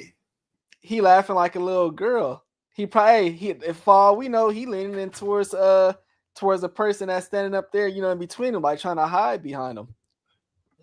That don't look like he hiding to me, showing his grill like that, like he making fun of somebody. Well, it don't look like he want to fight either. And it looked like, and when I put the clip on Earl right here, Earl not playing. He's serious. Like, I'll get up out this seat right now and come whip your ass. He's saying all the words that's like fighting words. Gervonta ain't saying none of that. Eric Oz put it best, because Earl ain't signed a contract to fight Tank. Frank Martin did. Earl just trying to what's the word I'm looking for? Promote the fight. That's all. Earl ain't playing. You saying like you, hey, stop disrespecting Earl. You trying to make it seem like he doing all this for promo. Earl is not playing right here. Nigga, Earl is serious. Earl is willing to risk his life on this right here. Like, what is he talking about? I'm talking about he know he wasn't gonna mess up that bag. He was gonna mess up Devontae. I got you on this debate, baby. I beat you already, at least twice. Earl ain't ready for it in here. You came with a receipt though on me. You tried to bring some footage and show it, but you know, I'm watching like you watching. I seen how Tank. Now I'm looking at the body language now. We gotta get to the body language. Tank leaning in. Earl not right there. Look like Earl kind of leaning away. You know what I'm saying? I'm just saying. This is what I'm seeing. See, you can see the dude with the shades on. You can see something got his attention. That means he must see Tank. Right there. You see how he looking over. Even though he got shades on, his body, the way he turned, gives you, yeah, I see Tank leaning back. Oh man, Tank ready. If you pop off, the silverback gonna start doing something. Hey, y'all don't want that. Gervonta, he doing like all these like laughish, giggly gestures and stuff. Earl, he ain't doing none of that. He looking right at him. He ain't cracking no smiles. He calling him a girl, telling him to shut your ass up. Like, Earl really like to whip his ass. Tank ain't ever shut up though, did he? Yeah, because he was like giggling and stuff. He killing a move with all that giggling. Like, me personally, like, okay, you could say like you won the debate or whatever, but I'm just telling you, like, all that stuff Gervonta be doing when he be, you know, touching Ryan Garcia chains, pushing Rolly and stuff. I think he's scared of Earl because he didn't try none of that stuff with Earl. It wasn't no purse on the line. It wasn't no purse on the line when he ran up on Devin Haney in that club that night. I ain't see that. Well, everybody in the chat, they know what I'm talking about. But all the little stuff Gervonta be doing, you know what I'm saying? It's like when Earl was in his face, he didn't want to do none of that. So, you know what I'm saying? Like, you could say, oh, you know what I'm saying, won his debate or whatever. But bottom line, your fighter would have got his ass whipped messing with Earl. And y'all know that.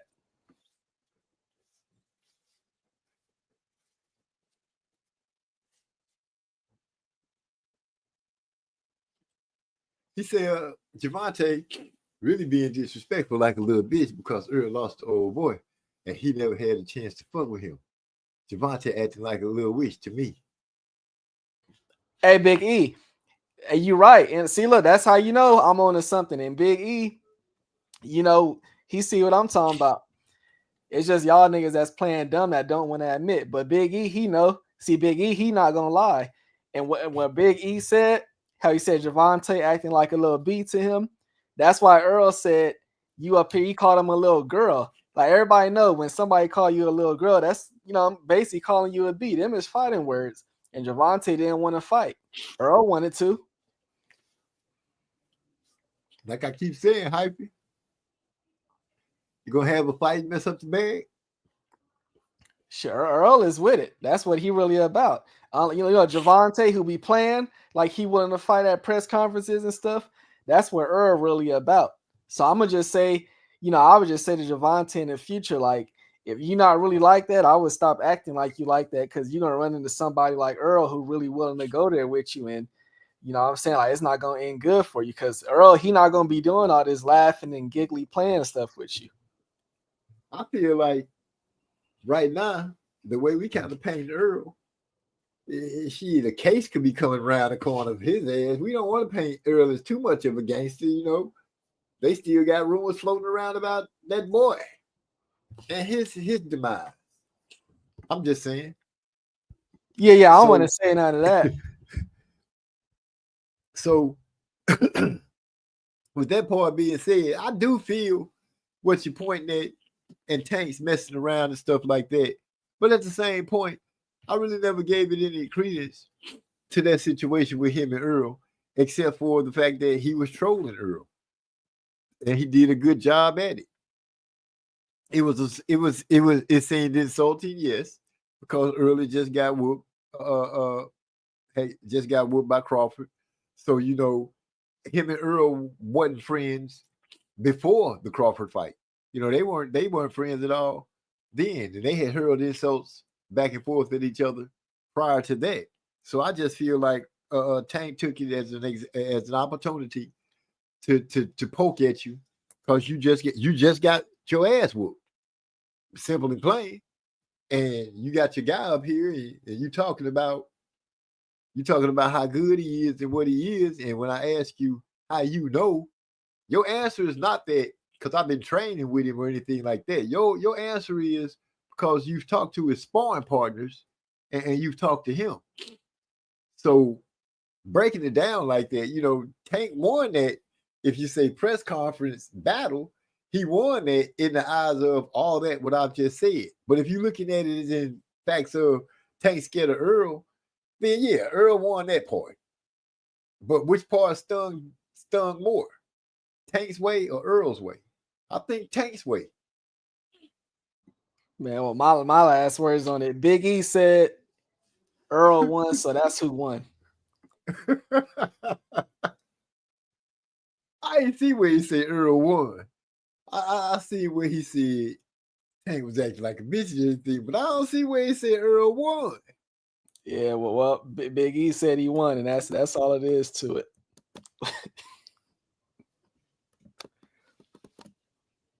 He said, I wanted everybody in the chat. I don't remember that. Did your girl call that Javante out, bro? Yeah, MZ. Yeah, hey, now we're gonna make you talk about it. Let's talk about the stuff that you don't be telling us, you know, on air or even behind the scenes. See, now Big E exposing you. Hey, let's talk about what your wife said. Bro, why? I don't, bro. You gonna have to remind me. Nah. He don't gotta remind you. I'm gonna remind you. Let's talk about what your wife said that time when y'all was driving home. No, he wouldn't say my girl, meaning my wife. You talking about your daughter? Your daughter. That time when your daughter came over and watched the fight. What your daughter say? Come on. He would call them by their name. Well, he don't want to say her name on air. You know, like you might want to keep that private. I don't. Look, hey, look, we can stop. Big E, he put Earl one. Yeah. What? Hey, Earl knocked him out. That's a knockout. Hey, Earl gave him 2 times to fight. He told him, shut your ass up. And he called him a girl. Javante kept laughing and giggling. That's a knockout. Oh, man. Okay. So I see what's happening around here right now. I just got jumped on. Bro, how you? Okay. Earl. Knockout. Earl, I'm talking about the boxing. Not Clarissa. Clarissa didn't call out Earl. Clarissa be on. She called out Javante. Yeah, Javante be on his ass too. Hey, Clarissa be on his ass too. Clarissa be telling him like, hey, you ain't ever been undisputed. You ain't ever did this. You ain't ever accomplished all that. Clarissa be on his ass. Well, she only telling the facts right there. He haven't done certain things that she's done. You know, him and her got that thing going too. You know, he called her ugly if I'm not mistaken. So I'm not saying that Tank is some you know good boy. I'm not. Never will say that. I don't know nothing about that. I'm just giving Tank his props for what he do in the ring and how he do it in the ring when he do it in the ring. Nobody can argue about that. They can make the statements that he give up rounds or he do this and he do that, but he win. he win. That's the same argument we used to make for Wilder. All this be happening, he getting his ass whooped the whole fight, and then he knock him out. Hey, damn! I was on your ass for a minute, MZ. I was about to make you expose your conversations with your daughter. And I was on your ass. Me and Big E was gonna get you. Man, please. Ain't no way I get put into a corner. I know all my surroundings, and I'm always in control, even when you think I'm not. Yeah. That boy Eric God say, how he pulled a 50 Cent. Yeah, and Big E came in with the ambush. You feel me? Yeah, I feel you, but I shook it off. I'm ready. I'm ready, man. Even when it seems like I'm not, I'm ready. I know it seems like I be bullcrapping and stuff like that, but I be on point, man. I be on point. Hey, I do want to double back though, and because I heard y'all talking about this whole Tio and Devin thing, so I want to just more so double back on Tio. But so recently he got into it with I can't remember. When he supposed to fight Subriel? He was rumored to, but we ain't heard nothing about further negotiations in like the last couple of weeks. But more recently, and this kind of might tie into why we ain't heard nothing. One of the matchmakers at Top Rank, Tio, he went on Twitter and he just started basically like going off on dude, talking about ever since he been with Top Rank, that dude ain't wanted him to succeed and hated him. So and I mind you, this is like a matchmaker who been with Top Rank for so long, did a lot for that company. So right now, Top Rank, they mad at Tio about that, and they considering just shelving him until his contract expire. Just sitting him on the shelf like they did Mikey Garcia. So this might be a big dent in his career. You might not hear about him fighting anybody anytime soon. How if you privy to the information, how much longer do we have on his contract? That I don't have like right here. I'm not sure. I ain't gonna make up no number, but I mean just imagine that they talking about just saying, look, we just so tired of all the headache with this dude, him turning down fights and all type of stuff, constantly talking about the company. They bet what you see happening to Jimmy Butler, it's about to be that 2.0. They about to shelve his ass. Well, I'm thinking of Jimmy Butler and Pat Riley. I don't see Pat Riley sitting there trying to hold on to Jimmy Butler to make him play, because that's not the type of that's not the dude that Pat Riley is. He wasn't like that with the Lakers, and he's not like that with Miami. Pat Riley is the boss, pretty much straightforward and simple. It don't matter if it was Dwayne Wade or LeBron James or whoever. If you want to be traded, I believe he's gonna go ahead and get Jimmy Butler up out of there. He's gonna give him the trade. Now with T.O., Theo, he opened his mouth, and I think he's trying to get away from Top Rank, because I read on one of those little things they be having, he was talking about trying to buy out of his contract or what have you. I think the dude just trying to get out of there because he think it's sweeter somewhere else. Problem with that sweeter thing being is everywhere else is starting to go to the zone, which is going to be a big part of it. And I think you might be burning a lot of too many bridges too fast, because, your slick mouth and your arrogance is going to end up getting you put in a situation really kind of like Devin. Devin don't have any fights lined up except for what he's telling us is going to happen on possibly BLK Prime, and the YouTubers had already gave an opponent, being Adrian Broner. I haven't seen or heard Adrian Broner speak or say or do a video in the last year, or at least since he dealt with Blair Cobb. He might have showed his face a couple of times walking with some other fighters at a fight or something, but nothing about fighting. So I call bull on that all the way. So Devin is in a situation, who wants to be bothered with him? All the promoters don't have really anything good to say about him. Eddie Hearn, which was his last really good relationship. They seem like that didn't burn into flames. But I'm sure Eddie is still work with him, just not at the amount of money that Devin looking for. Top Rank ain't knocking down the door for him. PBC ain't knocking down the door for him. You know, that I'm a free agent. I get to do what I want right now because the way things is going, it don't seem like that's the best move is being a free agent, especially when you don't have a long enough money train to help support it. Yeah, and now I'm taking in consideration that all right, when he went over there and fought on the zone, then he blamed Eddie Hearn and said they ruined him, ruined him and like sabotaged him in that fight against Kambosos. Also, Tio, he was in negotiations with Ryan in a fight that was going to be funded by Turki Al-Sheikh, but Tio turned the money down. Well, he didn't turn the fight down. He asked for way more money than was being offered.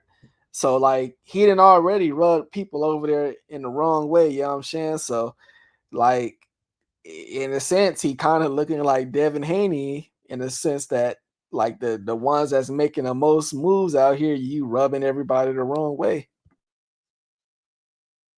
Exactly. That's what I meant when I said him and Devin pretty much in the same position. I think Devin is in a position because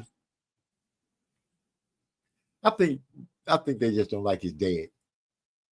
I think Bill is rubbing so many people the wrong way. They just don't like him. But in the same hands, how does Bill and Devin parlay this situation into a win? That's their biggest stance right now is how to parlay their situation into a win. T.O., same thing for him. He really got to figure out a way to parlay his into a win because he's started so many brush fires across the landscape with fans, with fighters, with promotional companies. You know what I mean? So it's gonna be hard. It's gonna be good to see what they do and how they do it, but it's gonna be a hard trail for both of them.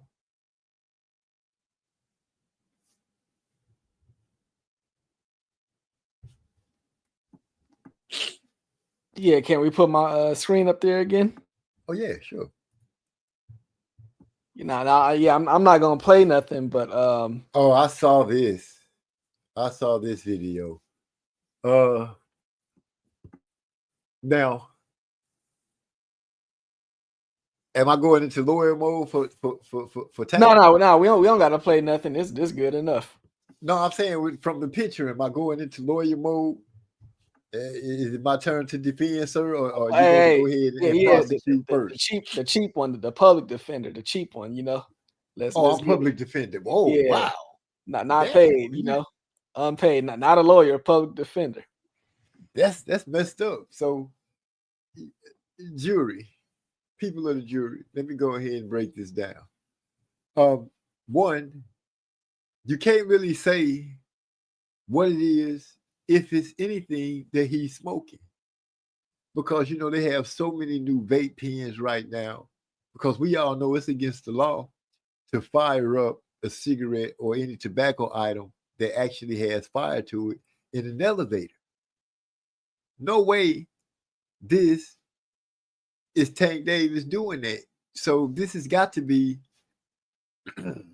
one of those newfangled vape things that they use these days, or Photoshop.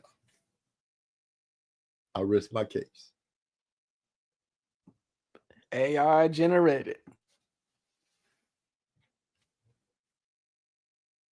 See, you don't see no fire. You don't see nothing. You just So I don't even know what they're trying to charge you with on this. Why they bringing this up, ladies and gentlemen? But it don't mean nothing to me. When was this taken? Is this something recent, or is this something old that showed up as recent? Kind of like Devin's baby mom crying about Young Thug.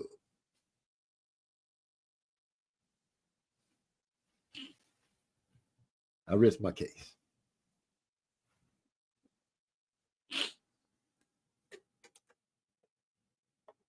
It's his twin cousin, Shank Davis. There you go, Eric R. Eric R. said that's Tank's twin. That's not Tank. That's Shank.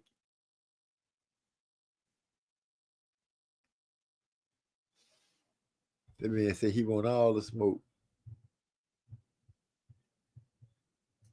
That's a good one right there. T.O. gets in his own way for no reason. Yeah, his mouth. You know what I'm saying? I think he has a bigger view of who he is than really what he is. I think his dad has pumped him up so much his head has really accepted the fable that they painted for themselves. I give him the undisputed because that's what they said he was. He said he's a 2-time lineal. I don't remember that happening. But anyway, he does get in his own way. And this picture of Tank, what can I say about that? I can't say nothing about it except what's happening. Is he vaping? He got to be vaping.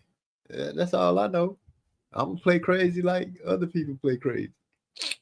What does that have to do with anything, though? It's almost like the fights are not coming fast enough, so everything is open season. Anything is open season. Whatever you could grasp on to turn into a story, it's open season. Which, that's cool.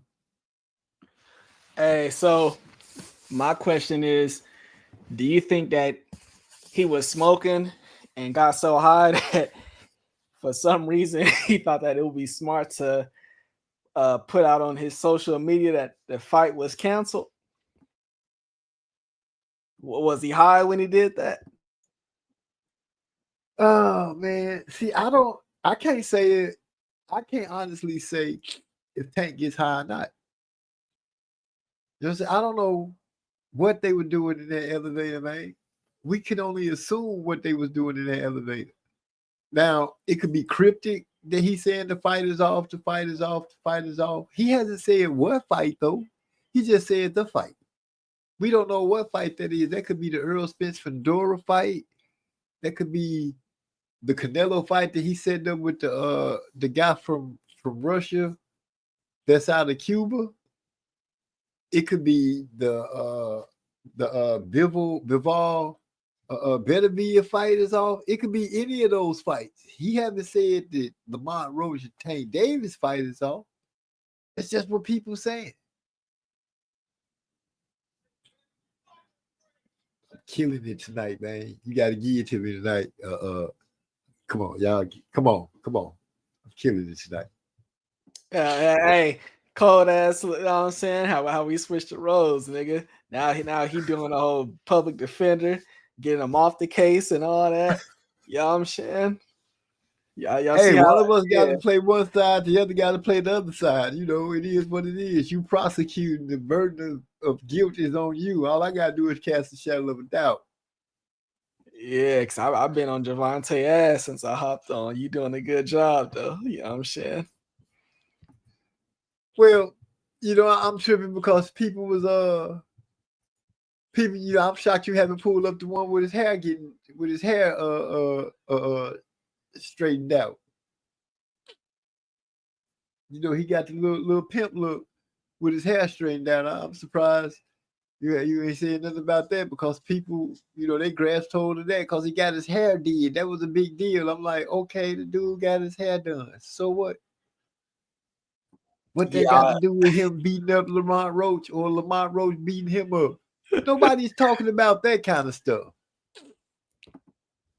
Yeah, I was on bounds between the house. He said, "Stop hating on his brother Abdul and his luscious locks." I see. He cracking up. Abdul Waheed. You know, hey, he was the first one to bring around that man purse. Now he coming with the new hairstyle. My nigga, he look like like one of these dudes that be like running one of them like a bar and like one of these Asian kung fu films or something. Like he could kick some ass. Who, Tank? Yeah, he walking around like he from Thailand or something with that hairstyle. Say, man, the dude is experimenting. He living life. Last time we checked, he was kicking ass in the ring. People want to hate on him, but they can't figure out how. You know, it's hard to hate on the dude. He's likable. Yeah, he get under some people's skin, but he only doing it because he on the stage. He has told us that, you know, he learned from the best. He learned the tutelage of controlling the crowd, the atmosphere, the narrative, making stuff surround you. When it's time for you to fight, it got to be about you. And he seemed to have got a great grasp of that from Floyd Mayweather. Because Floyd Mayweather was a master of doing stuff to keep all eyes on him when it's getting close to time for him to fight. When you thought that the opponent wasn't good, he talked up the opponent. Made the opponent seem like it was something that you'd have to go and check out. He didn't talk, and Tank don't talk down on it. He just say, your people over there talking crazy, I'm gonna beat his ass. The ass whooping he gonna receive is because of y'all. He do stuff like that, but it's entertaining. I think he got the grasp of being an entertainer, making his money, and I think he kind of realized that it takes a lot from you and it demands a lot, and that might be why he's talking about leaving the game so early. Yes, right. He got that anime samurai haircut. Hey, this one for y'all, sir. Can you show this one?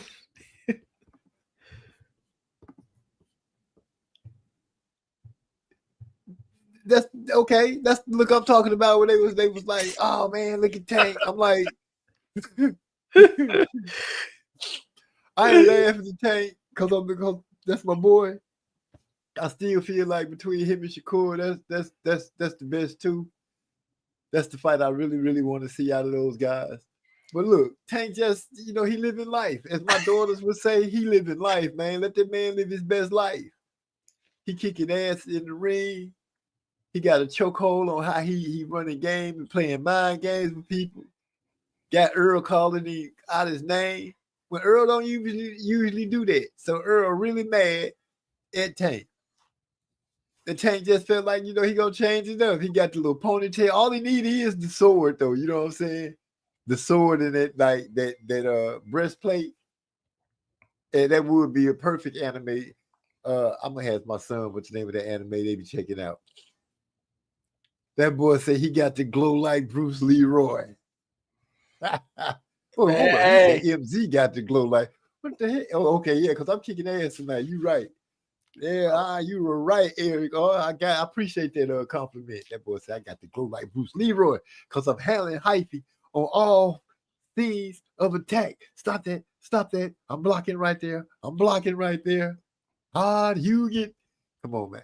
Man, I'm telling you, like this picture on the left, he looked like one of these like a little older, like Asian bosses, like who could really just whip some ass. That's a cold little look on the left. He just letting y'all know. I guess I don't know. I guess he getting ready, letting y'all know he gonna come into the Lamont Roach fight with no games. I feel like Lamont Roach might be the guy to make him really show his skills. I said that when they first announced Lamont Roach.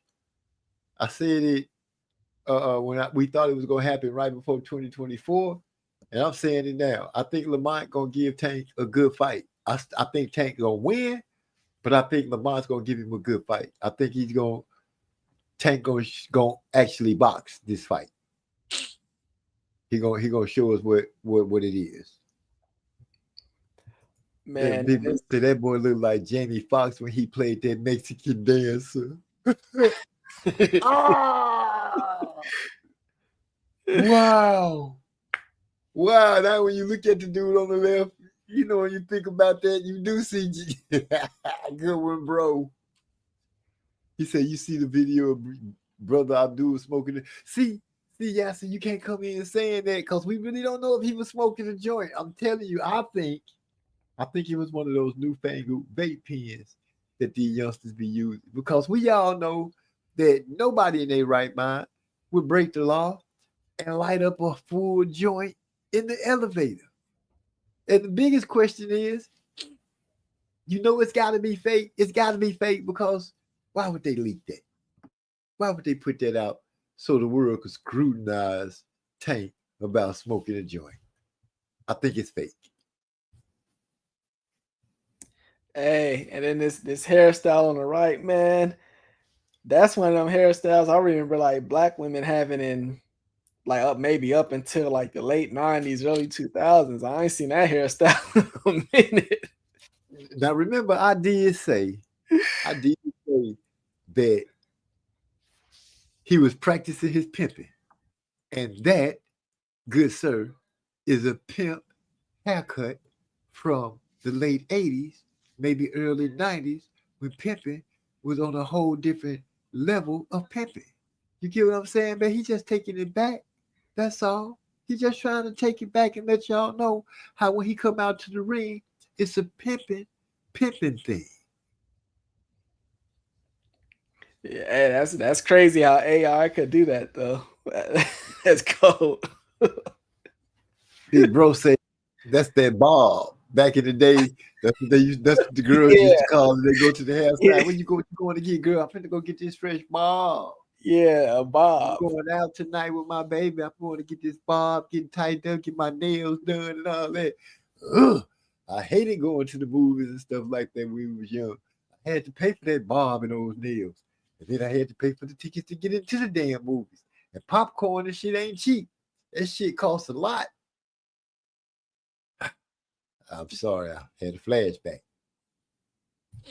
Yeah, that's a bob. See, Yasser get what I'm saying? He said, yeah, he pimping his fans for shit. I thought you was gonna say, yeah, he sure his pimping look for the fans. He said he pimping his fans. I done got straight clogged up. That blunt got my nose.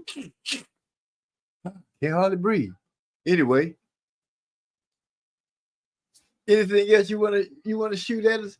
I thought really if Subriel and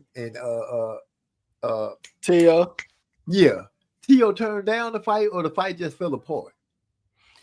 Look.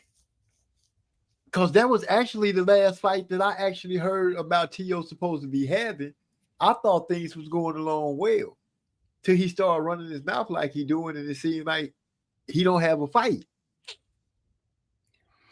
Yeah, just I don't know. Like, I don't know if something happened that made Tio go off in these tweets because it was like we was hearing about that fight with Subriel being close to being finalized, and then like a few weeks went by, we heard nothing, and then now it is. So I don't know if something happened behind the scenes, but to me, it's just safe to assume if that fight was gonna happen, it's dead now because Top Rank, like I said, they pretty much just like talking about just shelving them. Like I've been listening, like hearing like the boxing writers speak, and they all been like saying the same thing. Like Top Rank is just pretty much set on just shelving him. Period. So yeah, fighting Subriel is off the table. Hell, fighting anybody is off the table for him.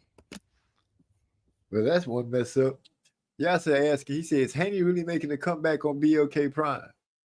As far as I know, Yasser, I can't really confirm it. It seemed like a big rumor to me because the opponent that they are claiming that he's going to be facing is Adrian Broner. And we haven't heard anything from Adrian Broner. Not one word. He hasn't showed up on any videos, any interviews, anything. I just heard Bill Haney speak about on one of the interviews, speaking about the BLK Primes of the world and the MVPs of the world, giving a hint that they could be working with one of those two companies. I think people really pretty much took a run with it and took off because they saying that a BLK profile mirrored Devin, when Devin said he'll be back in March, they came out with a profile saying, see you in March or something like that. So people are putting the 2 and 2 together. I really don't know because, once again, no opponent has officially been named. I haven't seen or heard Devin or Bill officially make that claim. Yeah, I know why it had pretty much been floating around now. Yeah, Bill, I can't remember like which channel, but they clipped them. They got a clip floating around where Bill said it out of his mouth. So that's why people, yes, is saying that. So it's pretty much confirmed, at least if you believe in, Bill Haney. So yeah, everybody got a right to say it is confirmed. You mean the part where he said the BLK, let's talk about the BLK primes of the world and let's talk about the MVPs of the world? Or he made another statement? No, yeah, another one. I heard a different one. Oh, okay. See, I haven't caught that one. But if he did that, then what can you say? He playing it on. But as far as the him making a comeback on BLK Prime, I really can't confirm that yet because I haven't seen anything substantial to prove it.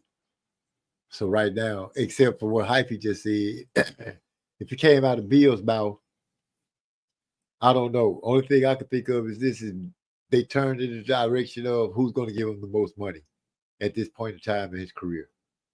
But still doesn't answer the question of who he's fighting.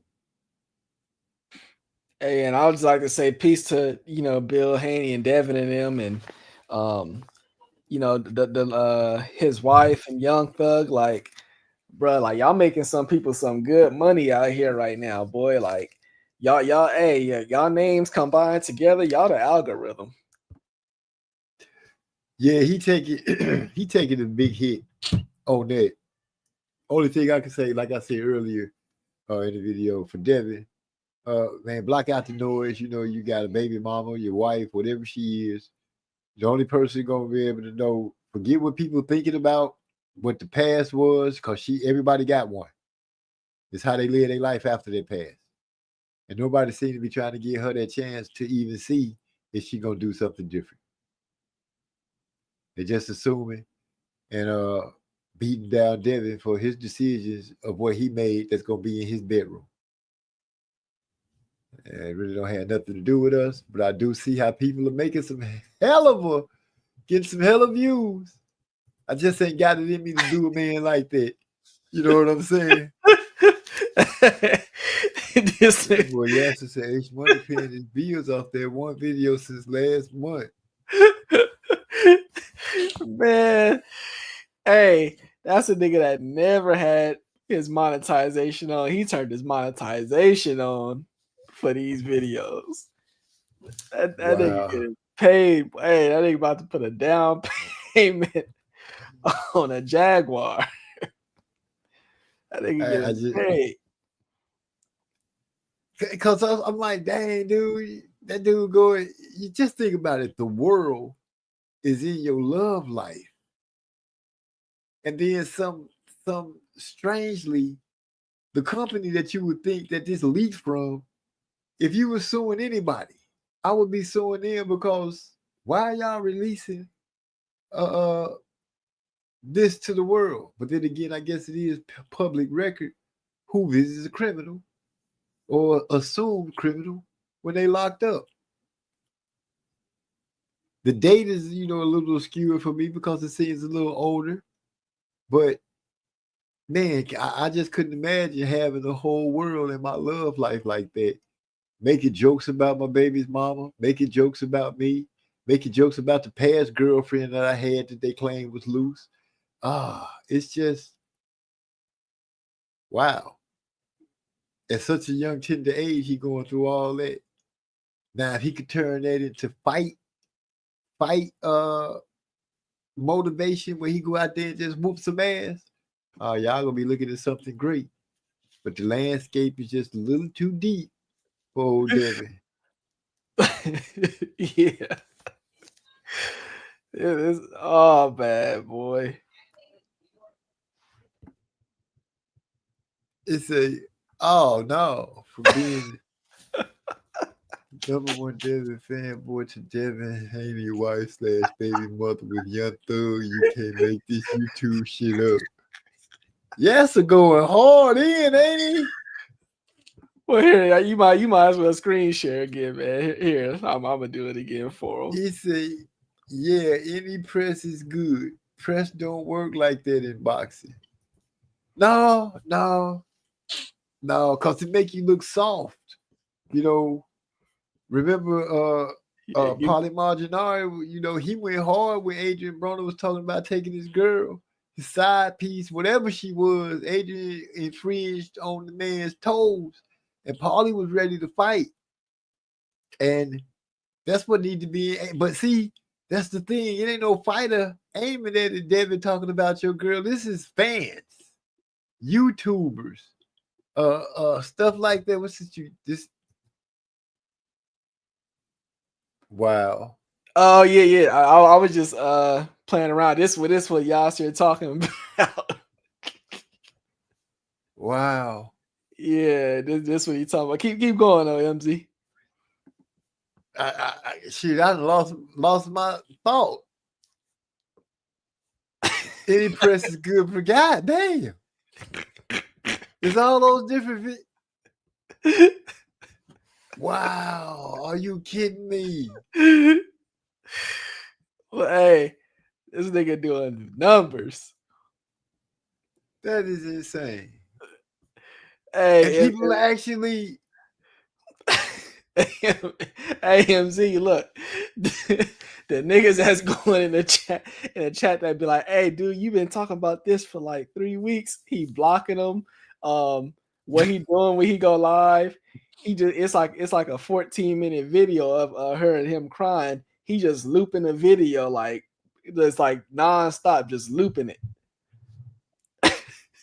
Well, he found his niche. I take my hat off to him. He working his jelly. Yeah, my nigga about That's to all go. I can say. The Felipe Patek watch. That nigga about to be on, boy. Hey, this check coming up, boy.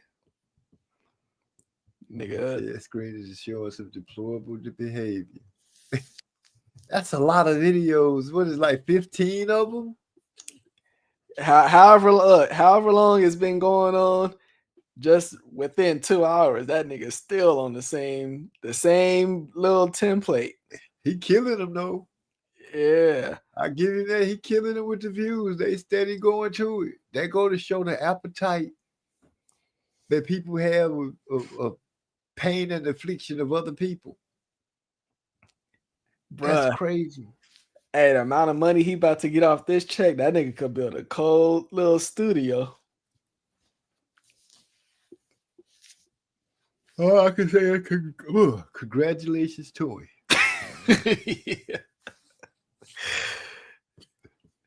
Let me find something else to share though. But yeah, you know that's and it's you see these are the type of things. The only problem I'll be having with stuff like this, these be the types of topics that be having the non-boxing media. Once they get a hold of this stuff, they kind of take over this stuff. Like they control the whole media now, like related to this. Like, you know what I'm saying? Like when Breakfast Club and Tasha K get a hold of it, and they be like so wrong on the little details. Like they might mess around and say light heavyweight boxer Devin Haney. You know, like just like little stuff they be wrong on. Yeah. It's just what I guess what I'm trying to say is, what does people really care? What do they really care? Go ahead. No, I'm saying like yeah, that well, like you already know it's anything like, you know, TMZ drama to go viral. You know, it's just the people lynch on the drama, so it's gonna go viral. But like this the problem I'll be having. Okay, people like Bill Haney or Devin, they get mad at us. Okay, they want to go viral, obviously only for the right reasons.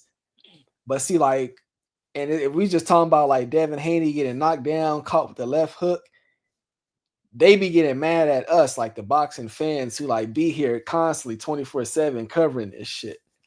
But when they go viral, they don't get mad at like these people that don't even cover boxing. They don't never curse them out or get mad at them because they going viral. But we the fans who be here with y'all like all the time, nonstop, we the ones who get to, oh, y'all not keeping it boxing. That's not boxing. Y'all wrong for that. Y'all painting a narrative. You just a hater. That boy Eric Carr said he bet Thugger better stay away from the carnivals the Devin be at. He gonna end up tasting the fury like that dude did at the carnival. Devin didn't even hit that dude. Moody Trayweather said, why celebrities always dating / talking to others' exes? You know, just look at it like this, Moody. Celebrities and regular folks just like us, they just known a little more, got more money. But, you know, when you think about a hoe in the poor neighborhood, she just a broke hoe. When you think about them when they celebrities and they rich, she just a rich hoe. I'm sorry for being so straightforward with it, but that's just what it is. It's just how it is. They the same kind of people like we, the same problems we have, they got. Just when they start popping out, it's a little more magnified. So they got a small circle. They don't look, you know, something, I don't know. People don't look back to go and get that one that stood with you, that rolled with you when times was hard and all that kind of stuff. They want to go and get something new and think that's better. They just don't be thinking. Guess that's just my take on it, Moody. I hope that cleared it up a little bit. Man, that's you know, like just to go a little bit deeper, and I guess it kind of makes sense too, because this is like pertaining to Devin Haney last few choice of women, but it's to a point to where it's like a how I want to call it. They like a professional, or let's just say like a high class group of like prostitutes. They call themselves the Taz Angels. Oh my gosh. And all they do is basically they just get like, they only basically get ran through by like you know, celebrity type nigga, like high end, you know what I'm saying? Like them type of people. So they just like high end prostitute groups. And his last two women, they didn't been part of this group. Well, I guess that would have to speak to the fact that the circles that he's running with.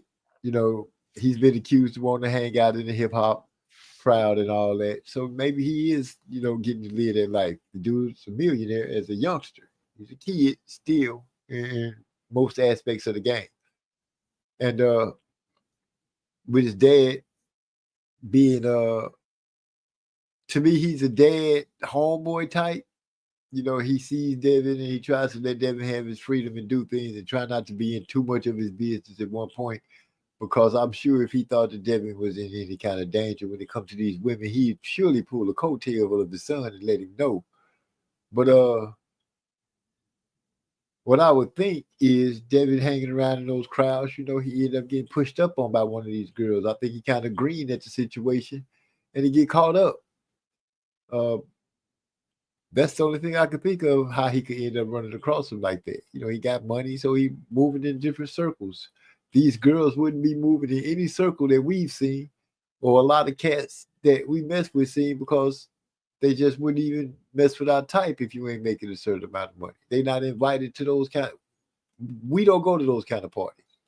I'm saying we as in the average man who don't fuck around and mess off his money like that. Yeah, agreed. So in a sense, it's like these women are still bragging rights in a sense, like this group of women. Because if you get with one, it's like you kind of place yourself in a certain group, like, okay, I made it to this level. If me and this person, we can have the same things and stuff. And that's what these women are. It's unfortunate that some like the young athletes, early 20s and stuff. Like, look at what's happening. What's that football player name, Travis Hunter or whatever? Like, what he going through. But yeah, it's unfortunate that some of these young athletes, they go through that and they feel like these are bragging rights. But I guess that's just the name of the game, because hell, all these women, they didn't been with rappers like in their 40s to the young ones down in their 20s and shit. Yeah, and that's what I'm. I guess that's what I'm pointing at. Devin being young, like I said, he got money and everything like that. He's in a different crowd and a different atmosphere.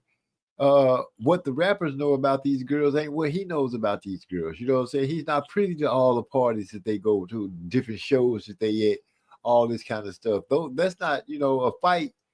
A fight happens once, every so many months, where these rappers doing shows and touring. And this is like every other day within the week, they're in a different city. Sometimes they're in a different city and every other day. Fighters ain't seeing that kind of action and getting to know these faces of these girls that follow these parties. So, you can blame Devin in so many ways, but in so many ways you can't. And people might eat me up on the way I'm stating on it, but it is what it is. You eat me up. Everybody learn at a different rate. Some people will call him a simp. Some people will say, hey, he's just learning slow. I can't say about what it is, except he got a dad that's supposed to be privy to the game and know how things go and should be looking out for him. I would hope that Bill wouldn't let his son get caught up in some kind of honeypot. But, since it's out there in the world now, what can I say? We gonna all see it unfold or not. Somebody might get smart enough where they just shut their mouth and let it blow over. That's usually what happens with celebrities.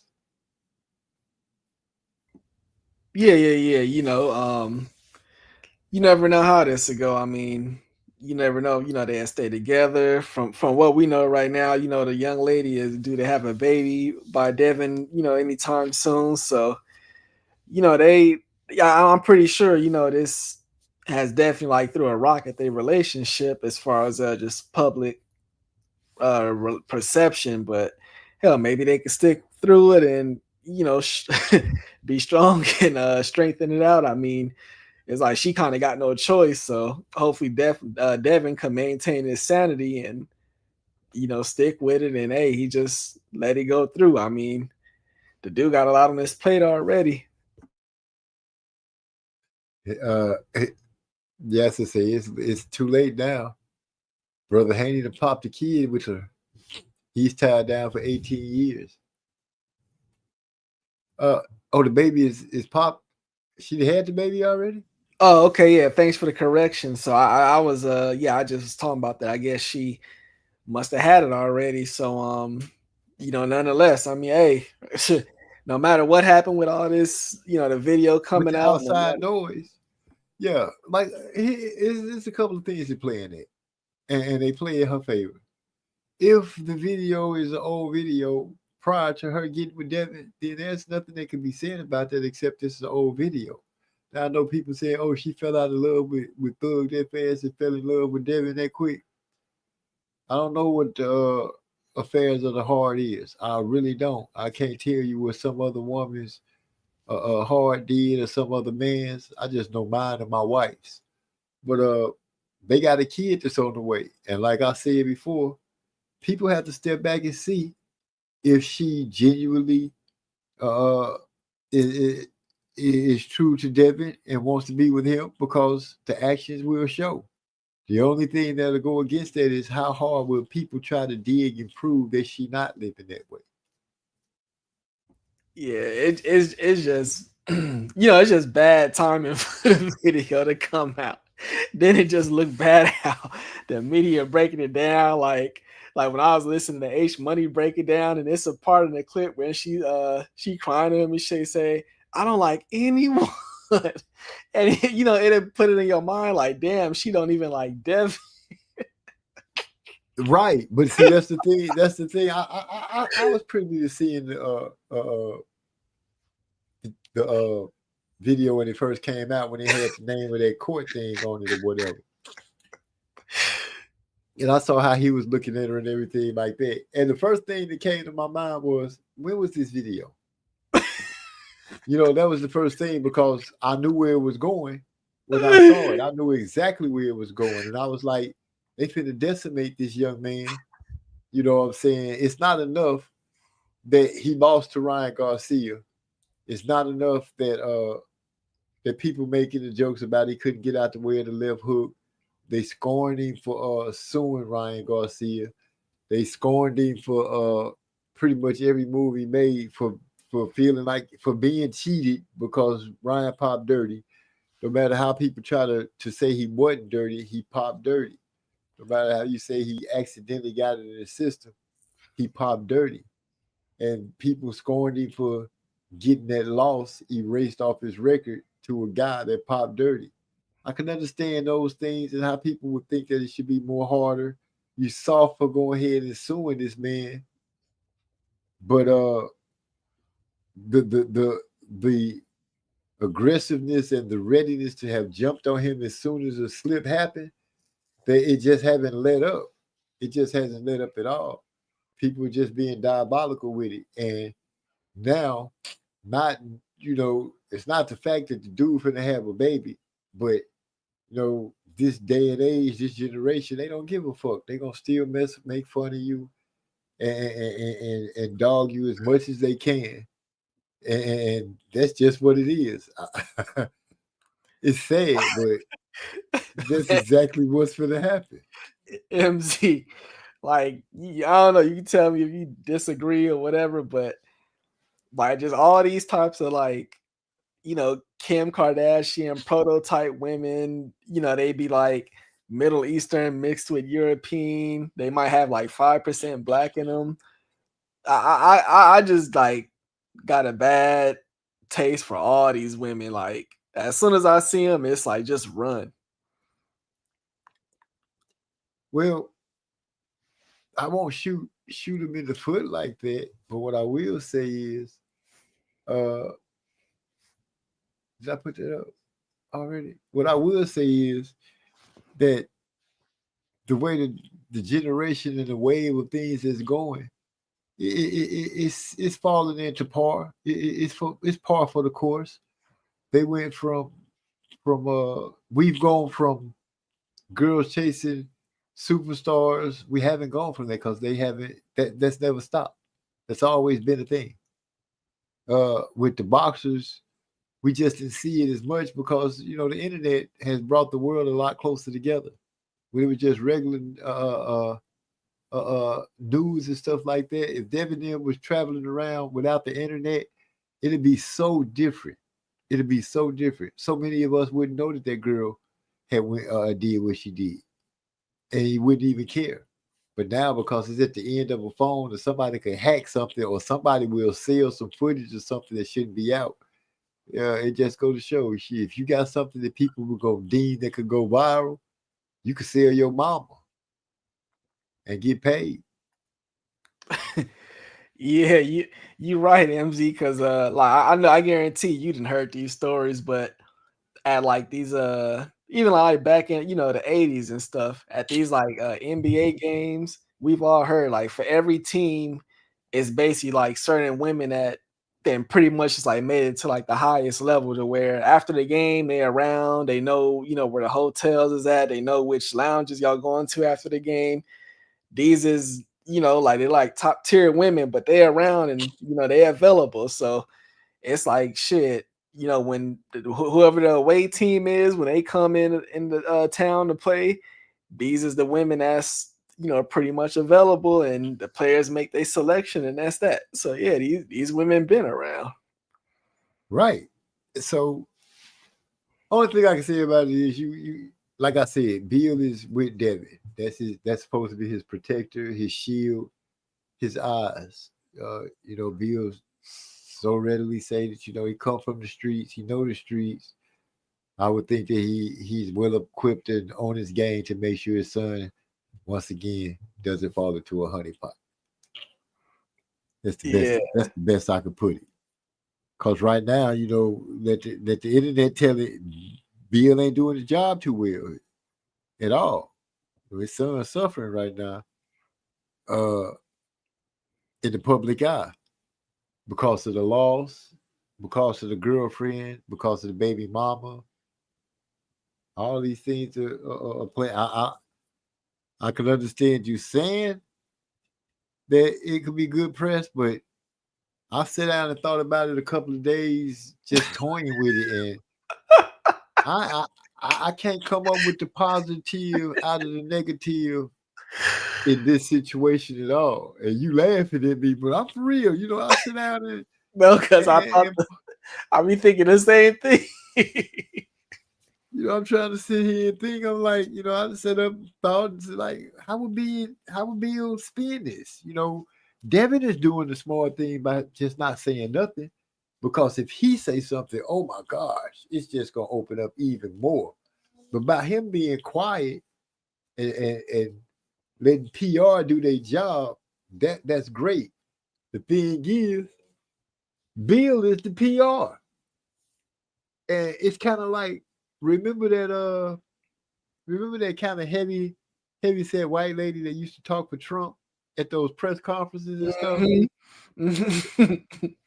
She kind of got on your nerve after a while. You just got tired of listening to her, and that's what Bill is, in my opinion, starting to be for Devin. It's just starting to wear on people, and Devin is catching the brunt of it because he's the fighter.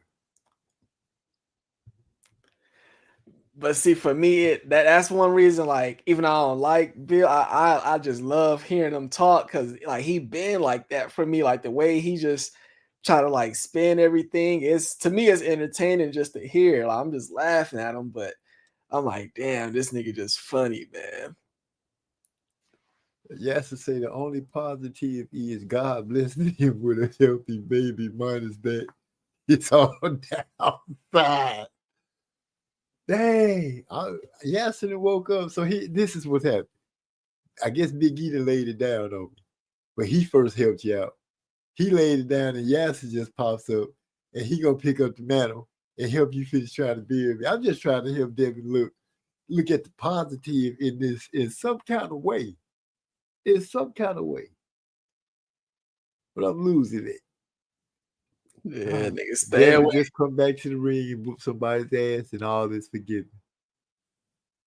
That's all you gotta do, is come back and beat the brakes off somebody. Oh, Big Bro said, I'm still here. Hey, Big E here tell you, like, any girls that's mixed with like some type of Middle Eastern background mixed with European and like a little bit of like one of the Asian, like Chinese or Korean, yeah, stay away from them, man. stay away.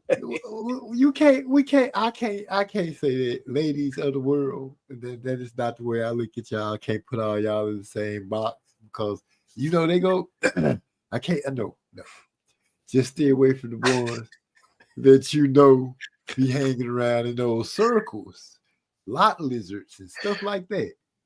Because it don't matter if they Asian or mixed with European or Eastern, Middle Eastern. It don't matter about none of that, because they could be coffee colored or dark skinned or Caucasian. Just watch out at the parties that you at. I ain't talking about no Diddy party. I'm just talking about the parties that high-end people be at. But you can end up liking something that you shouldn't be liking. And the next thing you know, bam, they pregnant. You didn't know she was going to get pregnant. She told you she helped you put the condom on, and some kind of way it had a hole in it. Man, this a cold little mixture right here, boy. Stay away from the Afghan chicks. Afghanistan is my neck of the woods. Back home. God, see, I'm trying to. All I can say is just stay away from the parties, y'all. Don't go to the parties. Don't be a boxer trying to hang out with the hip hop crowd, because you ain't ready. They ain't gonna tell you unless you cool, and I mean cool. Like 50 Cent cool with Floyd Mayweather at the time. Remember that? You know, Devin, you gotta be like cool like that. If you ain't cool like that, they might let you get got. Like people think the same you got. Cause y'all, I don't want to say that they seem like they got married fast, because who's to say how fast you fall in love? You know, it could have been love at first sight. We don't know. It could have been love at first sight. And it said, MZ, can't put you in the same box, but I can.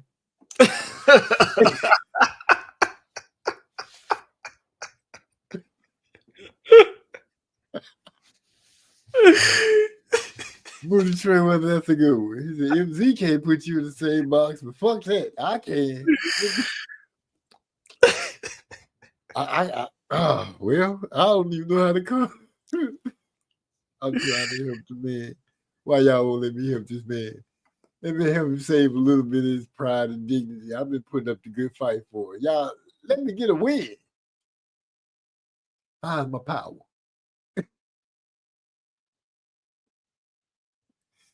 Anyway, man. Yeah, yeah. This was fun cooking on this little topic for a minute, man. Shit, y'all let me know where y'all want to keep it at. Y'all want to keep it on like boxing or venture off? You know, now we on it / entertainment side. Y'all let me know, man. Hold on. Yes, I said, is he right? Man's fell in love with my wife at first sight. I just married her like this.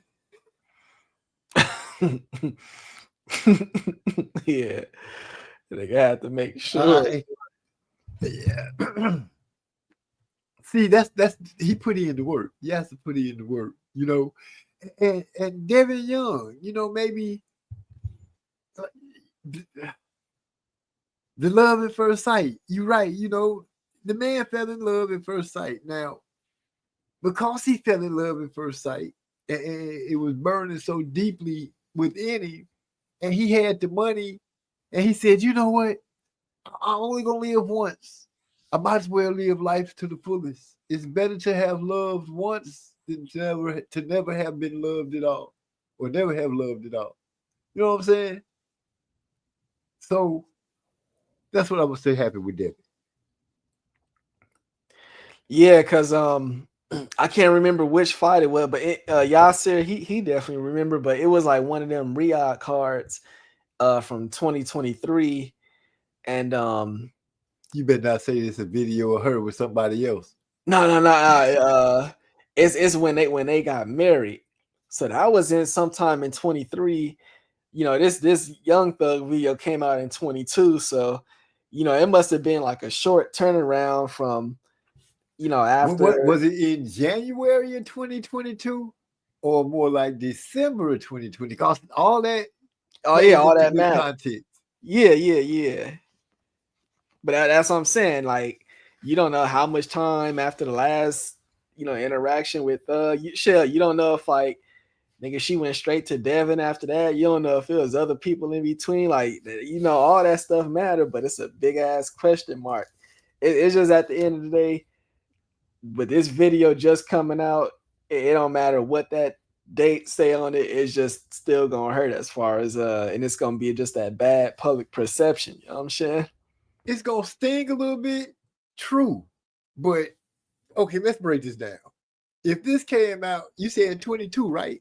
And he got married in 23. Did he get married in January 23 or closer to December of 23?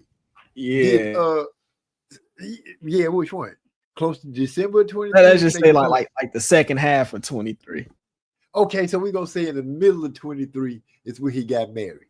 Now, did the shooting of the video take place like the beginning of 2022, the middle of 2022, the end of 2022? Because that's important. I'm gonna give him the benefit of the doubt and say it came out. It was recorded in the beginning of 2022 because Thug was probably looking at her saying, this bitch trying to get me right after New Year's and I ain't falling for it, because that's how he was looking at the picture. Now, that's a long time. That's like a year and a half that, you know, her and Devin been together. So she got all of 2022 to be like, you know what? Fuck him. I don't care. She put a little black. I'm going to give me a new man dress. And her and Devin met at the party. You know, they enjoyed each other's company and conversation. And Devin fell in love with her mind. And the next thing you know, they was on a whirlwind romance and they ended up being married. And they was like rabbits. And the next thing you know, she pregnant. I mean, hey, yeah, you know, could be. Shit, I mean, another thing just to throw in there. I know Devin hadn't been separated from that last girlfriend for too long before this marriage video came out. So that's a whole nother factor to throw in there. Oh wow! So they saying they got married in Mecca within a few months of her so-called video with.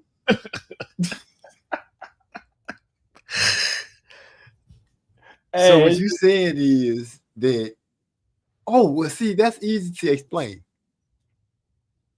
Apparently, somebody is just hating on Devin's happiness because they released that right around the time right after Devin got married because they trying to sour it up some kind of way.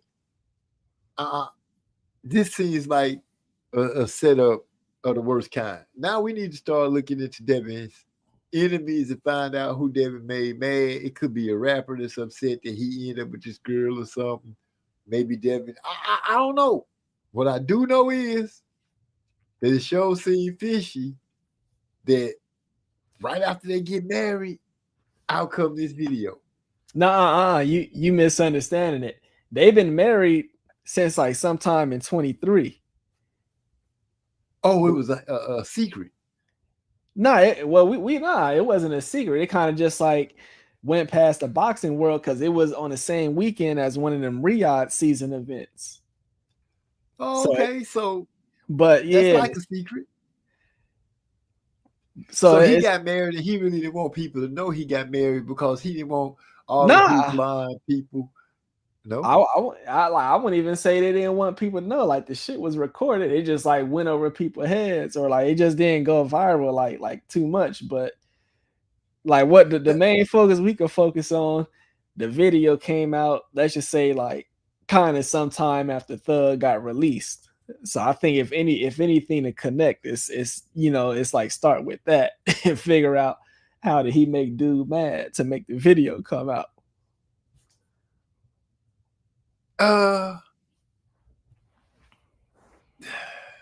Give me a second here. Yes, it says, jokes aside, I hope, wait, let me look over here. Jokes aside, I hope this is just some noise and drama for the net. And that girl ain't running game on young brother. Not like we don't see athletes and celebrities get targeted by these chicks all the time. Hell, Eddie Murphy fell victim before. But the only thing I agree with yes.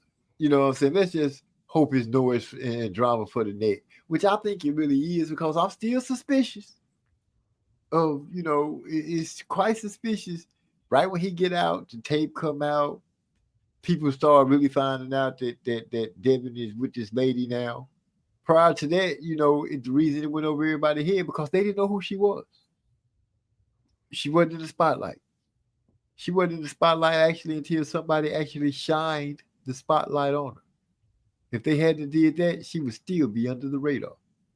Yeah, I'm convinced that this is stirred up on purpose, which, dare I say, would be a genius move if this was Bill Haney in some kind of way. I'm just saying, if this was Bill, it would be genius. If it's not Bill, shame on the person that's doing this, that's not making Bill be a genius.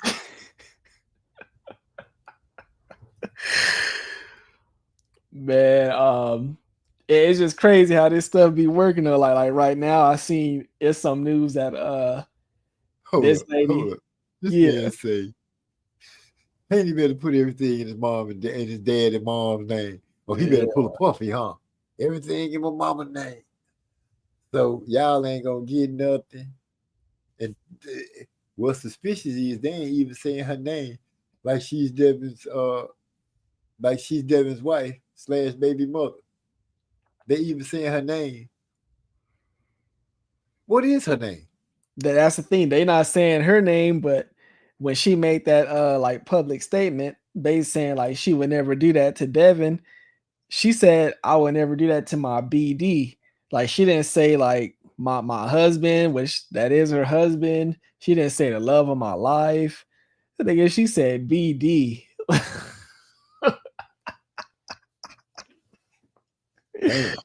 Like, damn. Oh shoot. Let me light this up real quick. I got to think hard on how we gonna spin. So she called him her BD, like baby dad. That's just my baby dad. I would wait, but she did say that she would never do that to him.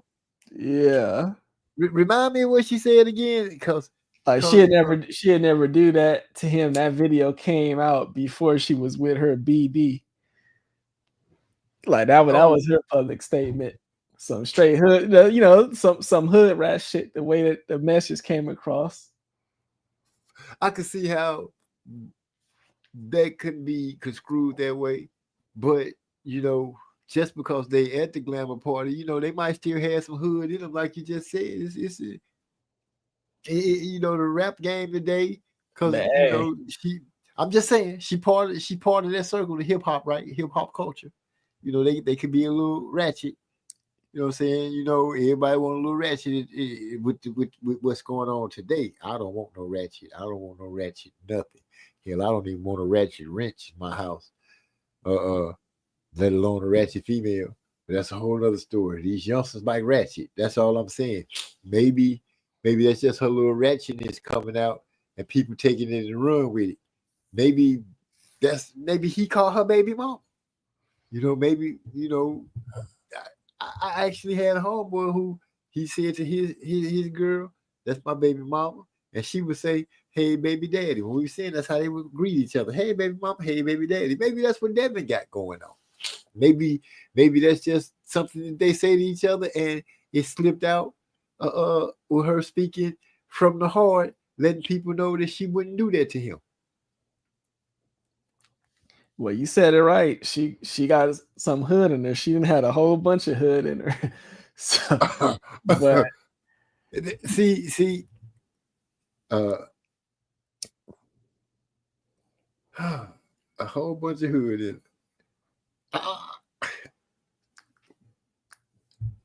I'm at a loss for words, sir, that you would even go so far as to as to paint the picture of a whole hood going through this lady like that. That is just so unfair on every aspect of the game. Once again, I'm going to just go ahead and say we have to sit back and wait and see how things go. I agree with Moody Trayweather. Maybe it'd be smart to put everything in mom and dad's name, just for a little while, make sure everything's going good. Yeah, or I haven't heard anybody say that they get a prenup. You know what I'm saying? Maybe we don't even know. Devin might have a prenup and we just ain't heard about it because they keeping it up on the wraps like that. Maybe that's why he's so calm, cool, and collective and not worried about nothing. Anybody ever gave that, a gander and said, hey, maybe Devin was smart and he got a prenup. Maybe he saw the writing on the wall, if there was some writing on the wall. I'm just saying, it ain't true until it's true. So it's all false, right?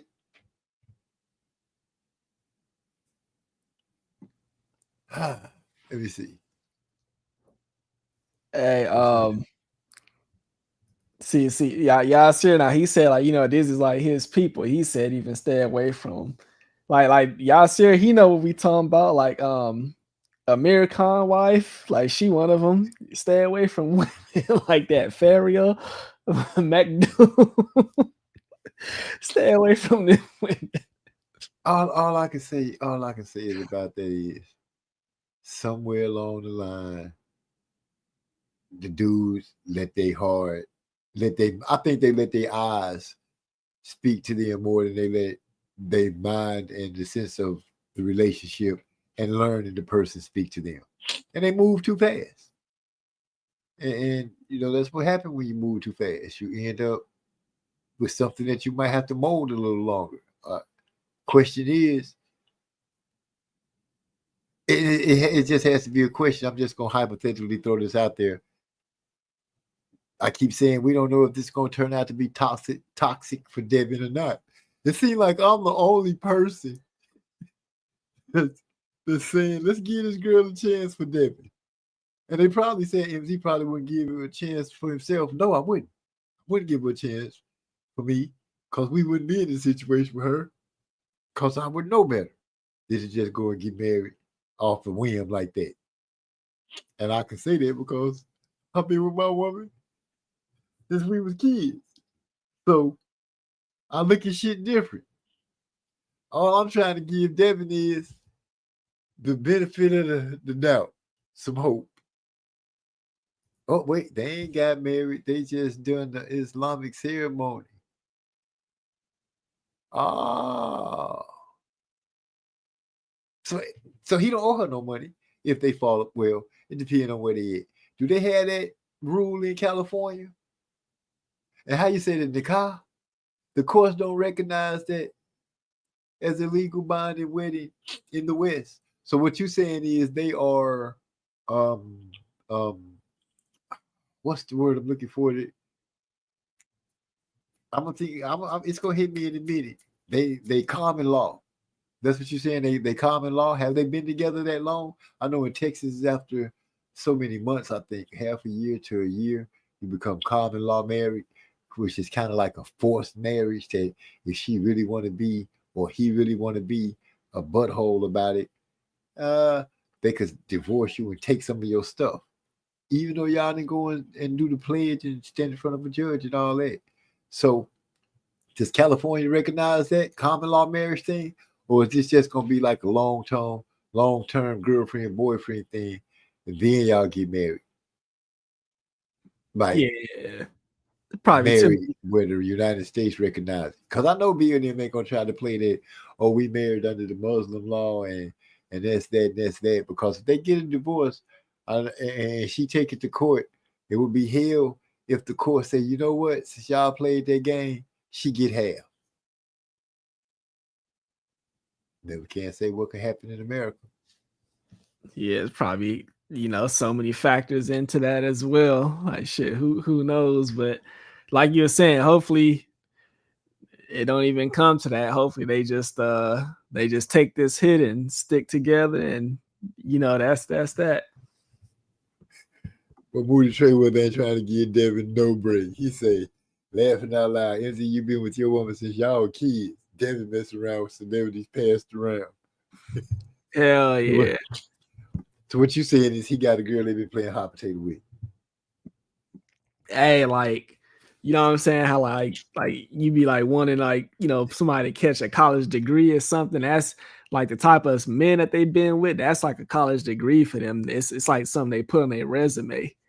You know what I'm saying? Yeah. That just like boosts their status even more. You show up at the party with this girl and everybody looking at you, so all the guys looking at you like, dude, what you doing with her? Chris was just, let me stop, man. I can't. See, forgive me. Y'all gonna have me going to the lower room. Not the upper room, the lower room. I don't want to go to the lower room on behest of Devin and the mistakes that y'all claim is bad that he made. I am a good person.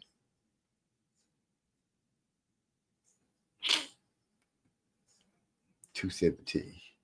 No, 171. Yeah. No, 175. But yeah, that's